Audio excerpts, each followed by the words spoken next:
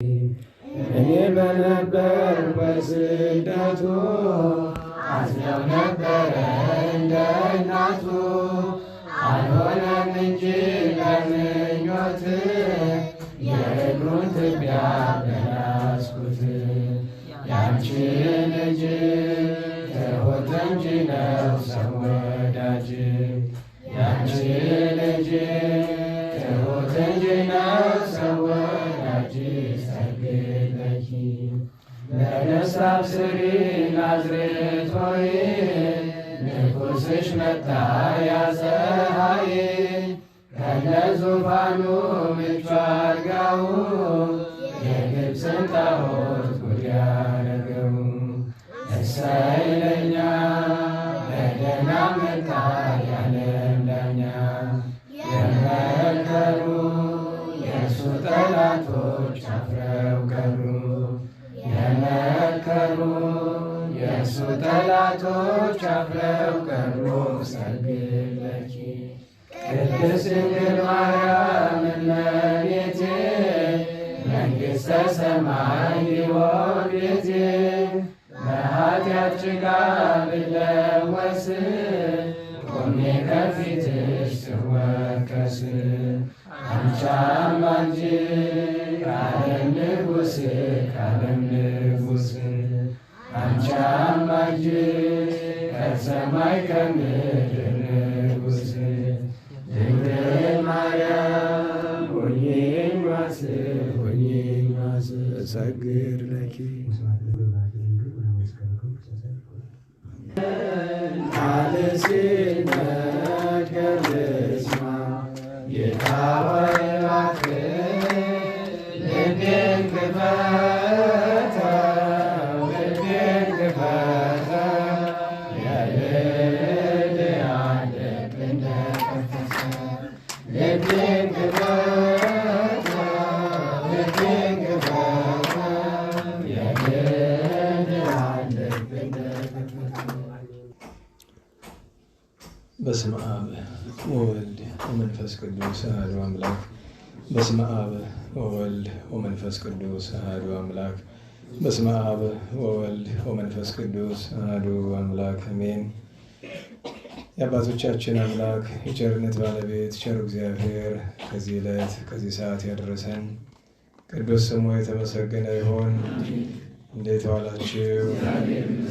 ቸሩ መድኃኔዓለም አምላካችን ለአምላክነቱ እንደሚገባ በድጋሚ ስሙ የተመሰገነ ይሁን። እመቤታችን ወላዲተ አምላክ ንጽሕት ቅድስት ድንግል ማርያም፣ ቅዱስ መስቀል፣ ቅድስት ቤተ ክርስቲያን፣ ወዳጆቹ ቅዱሳን ሁሉ የተመሰገኑ የሆኑ እንኳን አደረሳችሁ። ከንጹሐን በረከት የእመቤታችን ጣዕመ ፍቅሯን ያሳድርብን። ትንቢተ ኢሳይያስ ምዕራፍ 6 ቁጥር 1። ከዚህም በኋላ ንጉሡ ዖዝያን በሞተበት ዓመት እግዚአብሔርን በረዥም እና ከፍ ባለ ዙፋን ላይ ተቀምጦ አየሁት። ምስጋናውም ቤቱን ሞልቶት ነበር። ሱራፌልም በዙሪያው ቆመው ነበር። ለእያንዳንዱም 6 ክንፍ ነበረው። በሁለቱ ክንፎቻቸው ፊታቸውን ይሸፍኑ ነበር። በሁለቱ ክንፎቻቸው እግሮቻቸውን ይሸፍኑ ነበር። በሁለቱም ክንፎቻቸው ይበሩ ነበር። አንዱም ለአንዱ ቅዱስ ቅዱስ ቅዱስ የሰራዊት ጌታ እግዚአብሔር፣ ምድር ሁሉ ከክብሩ ተሞልታለች እያለ ይጮህ ነበር። የመድረኩም መሠረት ከጩኸታቸው ድምፅ የተነሳ ተናወጸ፣ ቤቱንም ጢስ ሞላበት። እኔም ከንፈሮቼ የረከሱብኝ ሰው በመሆኔ ከንፈሮቻቸው በረከሱባቸው ሕዝብ መካከል በመቀመጤ ዓይኖቼ የሰራዊት ጌታ ንጉሡን እግዚአብሔርን ስላዩ ጠፍቻለሁና ወዮልኝ አልኩ። ከሱራፌልም አንዱ ወደ እኔ ተላከ። በእጁም ከመሠዊያው በጉጠት የወሰደው ፍም ነበረ። አፌንም ዳሰሰበትና እነሆ ይህ ከንፈሮችህን ነክቶአል፣ በደልህም ካንተ ተወገደ፣ ኃጢአትህም ተሰረየልህ አለኝ። የጌታንም ድምፅ ማንን እልካለሁ? ማንስ ወደዚያ ሕዝብ ይሄድልናል? ሲል ሰማሁ። እኔም እነሆኝ ጌታዬን ላከኝ አልኩ። እርሱም ሂድ፣ ይህንን ሕዝብ መስማትን ትሰማላችሁ፣ አታስተውሉምም፣ ማየትንም ታያላችሁ፣ አትመለከቱም በላቸው አለኝ። ስለ ቅዱስ ቃሉ ቸሩ እግዚአብሔር የተመሰገነ ይሁን፣ የተመሰገነ ይሁን። ወላዲተ አምላክ በትንቢተ ኢሳይያስ ክፍል 6 ዛሬ እንማራለን። የትምህርታችን ርዕስ አሁን ያነበብነው ኃይለ ቃል ይሆናል። የእግዚአብሔር ዙፋን ወይም መንበረ ጸባኦት የአሸናፊ እግዚአብሔር ዙፋን። በሌላ አነጋገር ደግሞ አባታችን አባ ጊዮርጊስ እመቤታችን ባመሰግንበት አንቀጽ ላይ ጉጠተ እሳት ውዑይ ይላታል። እመቤታችንን የምታቃጥይ አንድም ፍህምን የያዝሽ መልካሚቱ የእሳት ጉጠት አንቺ ነሽ ይላል። ምን ማለቱ እንደሆነ በኋላ እንመለከታለን። ለሁሉም ይህ ኃይለ ቃል ለዛሬ የምናነሳው ኃይለ ቃል ነው። ስለ እግዚአብሔር ዙፋን እነጋገራለን። በኋላ ደግሞ ስለሌላውን ነገር ከሁሉ የሚቀድመው የዕለቱን በዓላት አንስቶ መነጋገር ነው። አንዳንድ ጊዜ ሀሳብ ሲመጣ ጠላት ያዘነጋልና የማታ ለአብነት ተማሪዎች የሚቀርብ ዳቦ ነበረ። ዛሬ 6ኛ ቀኑ ነው። እስቲ የሚደርሳል ከዚህ በኋላ የሚደርስ ከሆነ ፈልጉና እስቲ ለዛሬ አቀርቡ። ቢያንስ ቀጣዮቹን ቀናት እንሞክርም እና ይህንን ስራ ዘወትር የምትሰሩ ሰዎች ሞክሩት።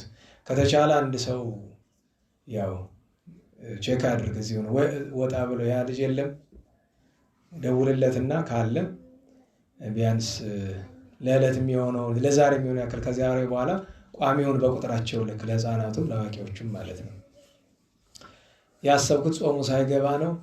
ሲዘነጋ እሱ ብቻ አይደለም። የሚገርማችሁ ነገር እኔ በጣም በፍልሰታ ጊዜ ሰው ሁሉ የየራሱ የሆነ የሚያደርገው ነገር ይኖረዋል አይደል? መቼም ትንሽ ነገር እና ዓመት ተጠብቆ የሚደረገውን ነገር አስዘንግቶ የግሉንም አዘንግቶ የማህበሩንም አዘንግቶ ይዘልቀዋል። እሱስ ክፉ ነው። ይቅር ይበለው እንዳልል እሱንስ ይቅር አይበለው። መድኃኒዓለም የሚደምስ ሰው እንዲያው ይገርመኛል። በቃ የሚገርመው ነገር ጸሎት በጣም በማስተዋል ልትጸልዩት የምትፈልጉት ጸሎት እዚች አንቀጽ ስደርስ እቺ የጌታችን ሕማም የምታወሳ ናት፣ እቺ የእመቤታችን ፍቅር ናት፣ በደንብ ልበላት ብሎ ገና ሳታልቁ የለም ጭንቅላት። ከዛ በኋላ አልቆ አቡነ እያልን እንካ ከዛ ባለማስተዋል ማለቱ አይደለም የሚያስጨንቀው። መጀመሪያ ነገር ብዬዋለሁ አላልኩትም ነው ዘልዬው ነው እንሰኛል እና እኔ ይገርመኛል እልኩ እና አንድ ነገር ልንገራችሁ፣ ሰይጣን ሰው አይንቅም። በጣም አይንቅም ማለት ያከብራል አይደለም። ደካማውን ብርቱውን አይለቅም። ስለዚህ በግድህ ብርቱ መሆን ነው የሚሻለው። ደህና ዋላችሁ። ለምሳሌ ጉልበተኛ ባለበት መንደር ላይ የሚያዋጣ በጉልበተኛ መንደር ምስኪን በሆን ይሻለኛል ነው የሚሻለ ወይስ እንደነሱ ብትጎለብት አይሻልም? ተከብረህ ትኖራለህ አይደል? በቃ ለጠላትም እንደዛ ነው እና ለጸላይ ስናያት መበርታት ነው እና እንደዚያ ነው። መድኃኒዓለም ይማረን። ዛሬ እናታችን ተወዳጇ ቅድስት ማርያም መግደላዊት ናት። በእውነቱ እስከ ግማሹ ቀን ጥሩ ቀን ነበረ፣ ግማሹ ቀን በኋላ ጥሩ አልነበረም። የሚገርመው ነገር አንዳንዴ ቢቀርብኝ የምትሉት ነገር አለ። ስለ ቅድስት ማርያም መግደላዊት በቤተክርስቲያናችን የምናውቀው ትምህርት አለ። ግን እስካሁን ድረስ ፈልጌ ያላገኘሁት ነገር የት ነው ያረፈችው? እንዴት ነው ያረፈችው? ሰማዕትነቷ የታወቀ ግን እንዴት ነው የት ነው ስፍራው የሚለው እሱን ቼክ ለማድረግ ሳጣ ጊዜ ከሰዎች አገር ሰርቨር ላይ ገብቼ ምን ይሉ ይሆን እነሱ ይብችን ታሪክ ነክ ነገር ሲሆን ምስራቆቹ ምን ይሉ ብያየው እነሱ ላይ ብዙ ፍንጭ አላገኘሁም። ጥሎብኝ ካቶሊኮቹ ምን ይሉ ብዬ ስከፍት የነሱን ገጽ በስመ አብ መድኃኒዓለም እና ለማግኘት ሁለት ነገር ነው። አንደኛ አይኮኖግራፊያቸውን ማየት ነው፣ ስዕል አድኖውን ማለት ነው። በስዕሉ ስር ዲስክሪፕሽን መግለጫ ካለ። ሁለተኛ ነገር ያመጣልኝ ስዕል የቅድስት ማርያም መግደላዊት ነው ተብሎ የሮም ካቶሊክ ተጠቀምበት። ተውት እንዲያው ማለት እዚህ ተናግሬ ለምን ያምሯችሁን አቆሽሻለሁ? ምን ብትበድላቸው ነው እንደዛርጎ ይሳሏት? ማለት እኔ አንድ ነገር ልንገራቸው። ዓለም አይዛብን ተዋቸው፣ ሌላውን ተውት። ክርስቲያን ነኝ የሚለው ዓለም ዛሬ አይደለም የተበላሸው። ምክንያቱም ይሄ ስዕል ከተሳለ 500 ዓመቱ ነው። ስዕሉን የሳለው ሰው የታወቀ ጣሊያን ውስጥ ያሉ አብዛኞቹ የእምነት ስዕሎችን የሳለ ሰው ነው። ስሙን ብጠራላችሁ የምታውቁት ያሳለ የሚታወቅ ሰው ነው። የጌታችንን የመጨረሻ ወራት ብሎ የጌታችን የተበላሸ ስዕል የሳለው ሰው ማለት ነው። ታውቃላችሁ? ያንን ስዕል ሲስል የሰው ፎቶ እያየን ሰው እያየን ገበያ ምናምን ይወጣል። የሆነ ሰው ያህል ይሄ ማቴዎስን ይመስላል፣ ይሄ ማርቆስን ይመስላል እያለ ነው። የሚያሳዝነው ነገር ስዕሉን ስለ ሲጨርስ ሁለት ስዕል ተመሳሰለበት፣ የጌታና ይሁዳ ማለት ነው። ምክንያቱም አንድን ሰው ነው፣ በአንድ ሰው ምስል ነው ፈጣሪያችንንም ይሁዳ አስቆሮቱንም የሳላቸው። ከዛ በላይ ብዙ አስቀያሚ ነገር አድርጓል። በነገራችሁ ላይ ሄዳችሁ ስትመለከቱ ቤተክርስቲያን ውስጥ እንደዚህ ጡቷ ያወጣ ሴት ምናምን አለ የምታዩት፣ በጣም ነው የሚያሳዝን የሚያስቀይም። እና እሱ ብቻ አይደለም፣ ታች ዲስክሪፕሽኑ ላይ ስገባ ሌላ ነገር ደግሞ ተጽፏል። በስመ አብ አማት ቢወሉ አልወጣልኝ ምን አቀለለኝ ቢቀርብ አንዳንዴ ታውቃላችሁ፣ ተጨማሪ እስካሁን ድረስ የምነግራችሁ ቢበቃስ ምን አዲስ እውቀት አስፈልገኝ? ከዛ ቆሻሻ ስፍራ ምን ላረግ ገባሁኝ? ያውን በጾሙ እኔ እኮ መንፈሳዊ ገጽ ነው ብዬ ነው። እና በጣም እና የኢትዮጵያ ኦርቶዶክስ ተዋሕዶ ቤተክርስቲያንን እነዛ ካቶሊኮቹ ፕሮቴስታንት የወደቁበት ቆሻሻ ውስጥ ለመጣል አይደል ዛሬ እየሮጥን ያለ ነው። እዛ ነው እየደረስን። በነገራችን ላይ ስርዓተ ቤተክርስቲያን የማይጨንቀን ለቅዱሳን ክብር የማንጠነቀቅ ቅዱሳንን አፋችን እንዳመጣ የምናደርግ በዚህ ዘመን የምታዩት በሙሉ እንደዛ ነው። ትንሽ ነው የቀረን። ግን የሚገርማችሁ ነገር የዛሬ ወር ነው 2 ወር አካባቢ በጣም የሚያሳዝን አንድ ዜና ሰማሁ እና ለዚህ ይሆናል እላለሁኝ አንዳንድ ቀን በሆነ ስፍራ እዚህ ስፍራ አላችሁ በሆነ ስፍራ አባቶች ብዙ ጊዜ ሰብሰብ ብሎ መኖርን አይመርጡም። እነዚህኞቹ በተለይ ከሰው የማይገናኙት ማለት ናቸው። እና ያንን የሚያውቅ ሰው አለ እነሱ ጋር የሚሄድና እዛ ሄዶ የሉም ምን ነው ብሎ ሲጠይቅ የሉም ወደፊትም አይኖሩም የሚል ነገር ተቀብሎ መጣ። ምክንያቱም ሁሉም አርፈዋል። ለምን ሲባል በጊዜያቸው አይደለም። በቃ አንዳንድ ጊዜ ዝም ብዬ አስታውሳለሁ የንታን ታሪክ ያኔ መጽሐፋቸው የተመረቀ ጊዜ ሃይማኖተ አበው ከደብረ ሊባኖስ ተልከው የመጡ አንድ አባት ከየንታ መንክር የቀረውን ዕድሜ ለእሱ ይስጦት ብሎ ቢመርቁ ሁሉ አሜን ብሎ አጨበጨበ። ወጥተው አልቅሰው ሊሞቱ እና ደነገጥ። በለጊዜው አልገባኝም። ምን በድላችሁ ነው ምን አርጋችሁ ነው በዚህ ዘመን ዕድሜ የምትለምኑልኝ ብሎ ያሉት ነገር ሁሉ ጊዜ ግርም ይለኛል እስከዛሬ ድረስ። ለአንድ ጊዜ እዚህ ዓለም ላይ እንጃ እስከ መቼ እንዴት እንደምንቆይ አላውቅም። ሁላችንም በፈቃድ እግዚአብሔር ነው የምንኖረው። መቼ የሚያኖር ዕድሜ የሚሰጥ እና ዝም ያስቢ። ምክንያቱም ያስቀያሚ ነገር እዛ ቦታ ያለው በነገራችን ሌላ አስገራሚ ነገር ቅዱስ ጊዮርጊስን ታውቃላችሁ አይደል? ሊቀ ሰማዕታት የሮም ቫቲካን ተረት ነው ብላ የቅዱስ ጊዮርጊስን ታሪክ አስወጥታ እንደጣለች ታውቃላችሁ? የሮም ቫቲካን ተረት ነው ብላ የብዙ ቅዱሳንን ታሪክ አውጥታለች። ዛሬ አይደለም ዘመናት አልፈዋል። አብዛኛው የነሱ የእምነት ተከታይ በየዋህነት በምናምን ሲያደርገው ታዩት ይሆናል እንጂ ቅዱስ ጊዮርጊስን እንደ ሰማዕት እንደ ቅዱስ አታምንም። ሚት ይሄላ አይደለም እንደ ሌጀንድ ነው ብላ ከቅዱሳን ስም ዝርዝር አስወጣዋለች። አሁን ያላትን አቋም አላውቅም። በታሪክ እንደዚህ አይነት ታሪክ አላት። ይሄን ያደረገው የሮም ፖፕ ስሙ ይታወቃል። የአንደኛው ዓለም ጦርነት አካባቢ የነበረ ሰው ከ100 ዓመት በፊት ማለት ነው። ነገኛ ምክንያቱም ነገ የሚጠብቀን እሱ ነው። በነገራችን ላይ እንድታውቁት የኢትዮጵያ ኦርቶዶክስ ተዋሕዶ ቤተክርስቲያን አብዛኛውን ቅዱሳን አወጥተው ለመጣል የተዘጋጁ ሰዎች አሉ። ቤተክርስቲያኗን መውረስ ሲባል ሰማላችሁ። ተዋሕዶ ምንድን ነው የሚፈልገው? መውረስ ነው አይደለም? ሲወርሱ ምንም ነው የሚወርሱት? መዋቅሩን አይደለም? መዋቅሩን ከወረሱ በኋላ ከሚደረጉ ነገሮች መካከል አንዱ እሱ እና ትንሽ ይከብዳል። በነገራችን ላይ ስትናገር የተቀረጸውን የሚያንዳንድ ካቶሊክ ሐሰት ነው ምናምን ነው የሚላቸው። ሄድና ገባና ጉግል አድርገው ምን አስጨነቀ? እና በጣም ለኛ ነው ለነሱ አይደለም። ነው ያፈቀዳቸውን ቢያደርጉ ነው እግዚአብሔር ለሚጠይቃቸው ነው ማለት። እና ዛሬ ግን አይደለም የብልሽት የመጣ በጣም ቆይቷል። በጣም ብዙ መቶዎች ዓመታት ቆይቷል። ደጋግሜ የምነግራችሁ ነገር አለ አይደለም? በወርልድ ሂስትሪ ላይ ዳርክ ኤጅ የሚባል አለ አይደል? የሚገርማችሁ ነገር ክርስቲያኑ ነው በየዩኒቨርሲቲ ያለው ኦርቶዶክስ ነኝ ብሎ በየዩኒቨርሲቲ ሂስትሪ ታሪክ የሚያስተምሩ ሰዎች አሉ። እነሱ ሲያስተምሩ ዳርክ ኤጅ ብሎ ነው የሚያስተምሩ። ቻሌንጅ ማድረግ ነው ይችላል። ዳርክ ኤጅ ምን ማለት ነው? ጨለማ ዘመን ነው አይደል? ጨለማ ዘመን የሚሉት ምን ነው? ክርስቲያን የነበሩበትን ዘመን እኮ ነው። እስከ 15ኛው ክፍለ ዘመን በዚህ በእነሱ የዚህ የኢንላይትመንት መነሻ ከሚያደርጓቸው ሰዎች መካከል መሳሰ ነጋሊሊዮ ታውቃላችሁ አይደል? ነጋሊሊዮ ነኮፐርኒከስ ምናምን አሉ አይደል? 15ኛው ክፍለ ዘመን መጨረሻ አካባቢ ልብ በሉ። እስከዛ ዘመን ድረስ ያለው እስከ 14ኛው እስከ 15ኛው መቶ ክፍለ ዘመን ድረስ ያለው ዳርክ ኤጅ የሚባል እኮ ሌላ ነው አይደለም። ጨለማነቱ ክርስቲያን ስለነበሩበት ነው። እዚህ ተነግራችሁ የለ ክርስትናን ጠልተው ለማጥፋት ፈልገው ስላልሆነ የነበራቸው አማራጭ ምንድነው? ክርስትና የሚመስል ክርስትናን የሚያጠፋ ሴክት መመስረት ነው። እሱ ምን ይባላል? ፕሮቴስታንቲዝም ማለት አንድ ሰው እንዴት ፕሮቴስት የሚባል ነገር እምነት አለ? ተቃውሞ የሚባል እምነት አለ? እንዴት ዋላችሁ? ተቃውሞ የሚባል እምነት አለ? እንዴት ዋላችሁ? ሰው በሚያመልከው አካል ይጠራል እንጂ የተቃውሞ እምነት አለ እንዴ? እግልን መቃወም እንዴት እምነት? በነገራችሁ ላይ እስልምናን መቃወም እምነት ይሆናል?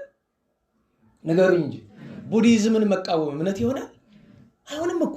ክርስትናን መቃወም እምነት አይደለም። ሰው የሚያምነውን ነገር ነው እንጂ መያዝ ያለበት። ፕሮቴስታንት ብሎ እምነት አለ? ለዚያ ነው በ16ኛው ክፍለ ዘመን የተነሱት እነዚያ ሁለት ሾዎች በአውሮፓ ውስጥ የነበሩት። አንዱን ታውቁታላችሁ፣ ማርቲን ሉተር፣ ሌላኛው ደግሞ ሁለተኛው ሾው ነበረ።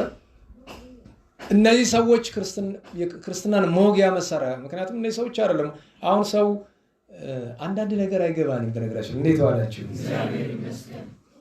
አንዳንድ ግለሰቦች አሉ አይደለም የሆነ አደባባይ ወጥተው የሆነ ነገር የሚያደርጉ ሰው እነሱን ነው ከጀርባ ያለውን አካል ያን የሚያስደርጋቸው። ለምሳሌ ከማርቲን ሉተር ጀርባ የጀርመን አሁን ጀርመን የምትባለው ሀገር በዛ ጊዜ አሁን እንደምናውቃት አይነት አይደለችም፣ ግን እዛ የነበሩ ሰዎች ናቸው። እዛ የነበሩ ስውር ኃይል አለ እንትን ሲባል ትሰማላችሁ። ዲፕ ስቴት ምናምን ሲባል ይቅርበል አፎ ከሁሉም የላችሁበትም። እሺ ለሁሉም እንጸልይ ለሀገራችን ሌላ አይደለም። እንዲያውም ቅድም አንድ ጥሩ ጽሑፍ አየሁ። ሴትዮቱ በአንዳንድ አቋም ማለት ስላትለኝም ግን እንጸልይባቸው የሚል ቤተክርስቲያን የሚያጠፉትን ሰዎች እንጸልይባቸው፣ ጠላቶቻችሁን ውደዱ፣ ለእነሱ አይሰራም ብላ ጽፋለች። እውነቷን ነው። ለምን ስትባል መልሱ ምን አለች? ሰዎች ቢሆኑ ነበረ። እኔ ሰዎች አይደሉም፣ ሰይጣኖች ናቸው። ለሰይጣን ምሕረት አይለመንም፣ አጥፋው ነው የሚባል። እውነቷን ነው። እንደዚህ ደፈረ ብላ የምትናገር አንዲት ሴት ነው ያለች። በነገራችሁ ኢትዮጵያ ውስጥ አንዲት ሴት ነው የማውቅ፣ ታውቋት ይሆናል። ዶክተር ናት። ያው አንዳንድ ጊዜ እንዲያ ትላለች እንጂ ጥሩ ጎበዝ ናት። አደንቃ በጣም አክባሪዋ ነኝ።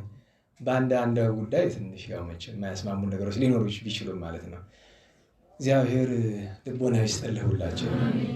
ወደ ታሪካችን እንምጣ። ለዛ ነው ስለከፈ። ምክንያቱም ሰውነን ይከፋል፣ ያስቀይማል። ቅዱሳን ላይ እንደዚህ ያለ ነገር ስንመለከት ለምን ሌላ ገጹ ስላልተገባ ነው እንጂ እመቤታችን ጌታችን ላይ የሚነገረው የተጻፈውን ነገር ብትመለከቱ ቴዎሎጂ ይላል ሰው። ታዲያ ቴዎሎጂ ምናምን ዩኒቨርሲቲ ኮሌጅ ገብተህ የእመቤታችን ፍቅር የክርስቶስ ፍቅር ይዘህ ልትወጣ ይሄ ሁሉ ጽሑፍ የሁሉ ነገር የሚመጣ በነገራችሁ ላይ ልነግራችሁ የማልፈልግ ይሄ ሁሉ ቀፋፊ ነገር በቅዱሳን ላይ የሚጻፍ በምን መንገድ ነው? ጥናት አጥንተም እንደሚያደርጉ ታውቃላችሁ። እንኳን ቅዱሳንን አልኳችሁ። ዛሬ ቴዎሎጂ የሚባለው በዓለም አቀፍ ደረጃ የደረሰበት ደረጃ ቅዱሳንን አይደለም ገድላትን አይደለም መጽሐፍ ቅዱስ ውስጥ የትኛውን መቀበል አለብን የለብንም የሚል ፍረጃ ውስጥ ተገብቷል። ከነዚህ መካከል ለምሳሌ አሁን ማርያም መግደላዊት ምን ይላሉ? እሷ ትክክለኛ የሂስቶሪካል ፊገር ናት ብሎ የአንዱን ቅዱስ መጽሐፍ ቅዱስ ይሰራል። ይሄ ሚት ነው፣ ሌጀንድ መጽሐፍ ቅዱስ ውስጥ ማለት ነው። ይሄ ነው መጨረሻው። በነገራችሁ ላይ ቴዎሎጂ መጨረሻው ይሄ ነው። የቴዎሎጂ መጨረሻ ቴዎሎጂ ስላችሁ ስለ ቃሉ አይደለም። በዚህ ዘመን ቴዎሎጂ እየተባለ በዓለም ላይ የሚካሄደው 99.9% ከክርስቶስ ጋር ለማጣላት የሚካሄድበት ጎዳና ነው። ይህን ሲሰሙ እንግዲህ ሲሳደቡ ነው የሚከርሙ። እሱ መብታቸው ነው። ግን እንዴት ዋላችሁ? በዚህ ዘመን ቴዎሎጂ ከሚባል ዩኒቨርሲቲ ኮሌጅ የወጣ ቅድስና ያለው ሰው ታውቁታል አለ? ከባድ ነው። እና ስለ እናታችን ቅድስት ማርያም መግደላዊት ጥቂት ነገር እንነጋገር። ቅድስት ማርያም መግደላዊት የመጀመሪያ ኑሮዋ ከባድ ነበር፣ ጥሩ አልነበረም። ምንም በቤተ እስራኤል ታውቃላችሁ፣ መግደላዊት የምትባልበት ምክንያት መግደሎን የሚባል ሀገር አለ በሰሜን እስራኤል መግደሎን አለ። እዛ ተወልዳ ነው ያደገችው። መልከ መልካም ነበረች። በማይሆን ግብር በኃጢአት ግብር ስለኖረች በዚያ ምክንያት አጋንንት አድሮባት እንተ ምንያ አውፃ እግዚእነ 7 አጋንንት ይላል አይደል? 7 አጋንንት ማለት ፍጹም በደል የሚያሰሯት አጋንንት አድሮባት በኃጢአት የምትኖር ነበረች። ጌታችን በሚያስተምርበት ጊዜ ትምህርቱን ሰምታ ከእግሩ ወድቃ አድኗት ከጠላት ኃይል አላቋት እርሱን የምታመልክ የምታገለግል ሆናለች። ከሐዋርያት መካከል ለአለቅነት ጴጥሮስ፣ ለጌታችን ፍቅር ዮሐንስ ለየት ያሉ እንደሆኑ ከቅዱሳት አንስት መካከል ደግሞ ማርያም መግደላዊት ለየት ያለች ነበረች። 3 ዓመት ከ3 ወር ተማረች፣ አገለገለች። በየስፍራው ስሟ ተጠቅሷል። ጌታ የተሰቀለ ጊዜ ወይ ቀውመ ሀበ መስቀሉ ተብሎ ስማቸው ከተጠቀሱ ከእመቤታችን ጋር አንዷ ቅድስት ማርያም መግደላዊት ናት። በአራቱም ወንጌላውያን ተጠቅሳለች። በአራቱም ወንጌላውያን ስሟ ተጠርቷል። እናታችን ቅድስት ማርያም መግደላዊት ጌታ ሲሰቀል ነበረች። ሲቀብሩት ሂዳ ተመለከተ ዮሴፍ ኒቆዲሞስ ያለቀሰች። ኋላ በቅዱስ ዮሐንስ ወንጌል ምዕራፍ 20 ላይ የምንመለከተው ሁልጊዜ ትንሣኤ በደረሰ ጊዜ ለረጅም ቀናት በተደጋጋሚ የሚሰማል አይደለም? ወበእሑድ ሰንበት መጽአት ማርያም መግደላዊት ሀበ መቃብር በጽብሐ በመቃብር እንዘ አዲሁ ጽልመት ወረከበት እብነ እቱተ በመቃብር ወሮፀት ወበጽአት ሀበ ስምዖን ጴጥሮስ ወትቤሎሙ ንስብሖ ለእግዚእ ውስተ መቃብር ወኢያእምር ሀበ ወሰድዎ።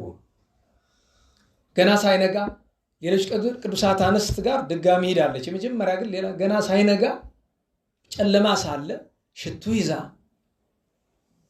የጌታን ክቡር ሥጋ እንደ ልማደ አይሁድ ልትቀባ ሄደች። ይህች ቅድስት እናት ለአንዲት ሴት በዛ ወራት ክርስቶስን ያመለከ ሁሉ ይገደል በተባለበት እሱ ተከታይ ሁሉ ይገደል ተብሎ ቅዱሳን ሐዋርያት ሁሉ ፈርተው በር በዘጉበት ሰዓት አንዲት ሴት በጨለማ ትግርምተ አይሁድ ይባላል አይደለም? የአይሁድ ግርማ መፈራት፣ የጨለማው ክብደት፣ በዚያ የነበሩ 4 አለቃ ጦር መቃብር የሚጠብቁት ኃይለኝነት ሳያስፈራት የመጣው ይምጣ ብላ ሄደች። ነገር ግን ደኛው ተፈንቅሎ አገኘችው። እየሮጠች ሄዳ ለሁለት ሐዋርያት ነገረች፣ ለዮሐንስና ለጴጥሮስ። አዩ። እነሱ አይተው ሥጋው እንደሌለ ነገረቻቸው። እውነት እንደሆነ አወቁ። ነገር ግን ተመልሰው ቤታቸው ሄዱ፣ ወደ ማረፊያቸው ሄዱ። ቅድስት ማርያም መግደላዊት ግን እዚያው ላይ ቆማ ታለቅስ ነበረ። ወንዘ ትበኪ ሐወፀት ውስተ መቃብር ወሬት ክልኤተ መላእክተ በጸዓድው አልባስ በጸዓድው አልባስም ይላል። ነጭ ለብሰው ብርሃን ተጎናጽፈው ሚካኤልና ገብርኤልን በራስጌና በግርጌ አየቻቸው። ብቃት ይለዋል ይሄ ነው። አየው መላእክትን ማየት ምን ትለዋለህ? ይሄን በቅዱሳን ማዕረግ ለቦ ይባላል። ምን አላችሁ? ልባዊ የሚል ማዕረግ አታውቁም? ጽማዊ አለ አይደል? ቀጥሎ ልባዊ ነው። መላእክትን ከማየት ያደርሳል። ታዲያ እንድታውቁት ልባዊና ንጻሬ መላእክት ልዩነታቸው ምንድን ነው? ልባዊም መልአክ ከማየት ያደርሳል። ንጻሬ መላእክትን መላእክት ከማየት ነው። ግን በልባዊ ስናይ አይተን ምናልባት መልአክ መሆኑን ላንለየው እንችላለን። አሁን እሷ መልአክ መሆናቸውን አላወቀችም። ከማየት ደርሳለች፣ ከማስተዋል ደርሳለች። አንዳንድ ጊዜ ደግሞ መልአክ መሆናቸውን እንለያለን። ለምን እንደመጡ እነማን እንደሆኑ አለኝ። ከንጻሬ መላእክት የደረሱት ግን መላእክት በየንግዳቸው እያንዳንዳቸው ማን ምን እንደሆነ ለምን ተግባር እንደተላኩ ያውቋቸዋል። ያ የመጨረሻው ንጻ ልቡና ስለሆነ ማለት ነው። የንጻ ልቡና መሰረቱ ማንሻው እሱ ነው። መላእክትን አየች፣ ግን መላእክት መሆናቸውን አላወቀችም። ኦብሲቶ ምን ትያበክየኪ አንቺ ሴት ምንድነው የሚያስለቅስሽ? ወመነታ አስሲ ማንን ፈለገሽ ነው አሏት። ያው የተለመደ ቃሏን ነው። ነስብሖ ለእግዚእ ጌታዬን ወሰዱት ምን አለች? አልመለሱላትም። ለምን? ወዲያውኑ ሰገዱ። ምክንያቱም ከእርሷ በኋላ ባለቤቱ ቁሞ ነበር መድኃኔዓለም ቸሩ። ወደ ሰገዱበት አቅጣጫ ዞር ስትል ጌታችን አየችው። በሐዘን ተውጣለችና መለየት አልቻለች እሱ መሆኑን እና እሱም ጠየቃት። ምንድነው የሚያስለቅስሽ? ምን ሆነሽ ነው ብሎ አላት። ያንኑ ቃል ደገመችለት። ተናግራው የሐዘንተኛ አይኑ ባካና ነውና አንድም ፈጥኖ ባይመልስላት ፊቷን ወደ መላእክቱ አዞረች። እንደገና መልሳ ለምን ጠይቃቸው ወይም ነገራቸው ሐዘኗን አልመለሱላትም። ያን ጊዜ ወይ ቤላ ማርያም ጥንት በምታውቀው በአምላካዊ ቃሉ በአምላካዊ ልሳኑ ማርያም ብሎ ጠራት። ያን ጊዜ አወቀችው። ወተመይጠት ወትቤሎ ረቡኒ ዘወር ብላ መምህር ሆይ አለችው። ምን አላት? ይትልክፍኒ ሄዳ ከናፍቆት የተነሳ እግሩን ልትስትል ሰግዳ ይትልክፍኒ አትንኪኝ፣ አንድም አትቸኩይ፣ ገና ነኝ፣ አሁን አይደለም ማድረግ አዲ ያረጉ ባነቱ በዚህ ይታወቃል። አትቸኩይ። ሁለተኛ ነገር ልብሽ እንደተጠራጠረ ነው። እነሳለሁ ብዬሽ የኔን ቃል ከማመን ይልቅ አይሁድ ሰረቁ ያሉትን ይዘሽ ሰረቁት ብለሻልና ገና ነሽ፣ ልብሽ በእምነት ሙሉ አልሆነም። ስለዚህ ትልክፍኒ ለምን ያላመነ ሰው ስጋውን ደሙን መቀበል አይችልምና አይደለም። ቅዳሴ ማርያም ላይ ሰምታችሁ ከሆነ ኦ ድንግል መፍሪት ለእንተ ይትበላ ወመንቅት ለእንተ ይሰተይ ብሎ ኦ ህብስት እንተ ምኔኪ ለለ ይበሉ እምኔሁ በአሚን ዘዩ ሕይወት ወመድኃኒተ። ከዛ ቀጥሎ ለለ ይበልዑ እምኔሁ በኢአሚን ምን አለ? ጽምኡቱ ዘይትየክ እብን አድማስ ኃያል አይደለም የሚለው። ኋላ ግን ለደሙ ጠቅሶ ዘያሰክር ወያተነትን ወያወድቅልና ወይስክ ኃጢአት ይንት ድገት ኃጢአት። አያችሁ፣ የማያምን ሰው ስጋውን ደግሞ መቀበል የለበትም። ክርስቶስ እግዚአብሔር መሆኑን እርሱ አምላክ ወልደ አምላክ መሆኑን የባሕርይ አምላክ መሆኑን እግዚአብሔርም ሰውም አምላክም ሰውም መሆኑን የማያምን ሰው ለምን እግዚአብሔር ብቻ ነው ብሎ ቢል እግዚአብሔር ስጋና ደም የለውም። ሰው ብቻ ነው ብሎ ቢል ደግሞ የሰው ስጋ መብላት ኃጢአት ነው፣ ነውር ነው፣ አረመኔነት ነው። ስለዚህ ነፍስ የተለየው መለኮት የተዋሃደው ቅዱስ ስጋ ክቡር ደም ነው የምንቀበለው። ሶስተኛና የመጨረሻው ግን የጌታችንን ስጋ መንካት ስልጣነ ካህናት ነውና ክህነት የሌላት ስለሆነች ይትልክፍኒ አላት። ደሳል ከዚያ በኋላ ለሐዋርያት ሂጂና ምስክርነት ንገሪያቸው፣ እንደዚህ በያቸው፣ ደስ ይበላችሁ፣ ከዚህ በኋላ ትንሣኤን ታያላችሁ። አርግ ሀበ አቡየ ወአቡክሙ ወሀበ አምላኬ ወአምላክክሙ፣ ወደ አባቴ ወደ አባታችሁ፣ ወደ አምላኬ ወደ አምላካችሁ። ይህን ይዞ መናፍቅ ሁሉ ይታወቃል አይደለም? መምህራን ምን ይላሉ? ወደ አባታችን ወደ አምላካችን አላለም። ድንበር አመጅቷል። ወደ አባቴ አለ። ለእርሱ እግዚአብሔር አባትነቱ እንዴት ነው? የባሕርይ አባቱ ነው። ለእኛሳ የጸጋ ነው። ሀበ አምላኬ አለ። የተዋህደው ስጋ ቅድመ ተዋሂዶ ማን የፈጠረው?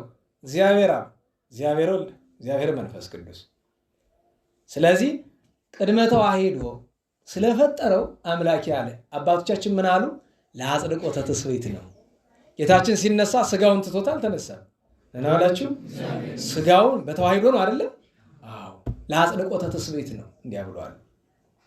ፈጥና ሄዳ የምስራች ነገረቻቸው። ደስ ይበላችሁ ተነስቷል አለቻቸው። ከዚያ እንዴት ብለው መጠራጠር ሲጀምሩ ጌታችን መጥቶ ምን አላቸው? ሰላም ለክሙ፣ ቸራላችሁ፣ አስታረቅኳችሁ ብሎ የምስራችሁን ነገራቸው።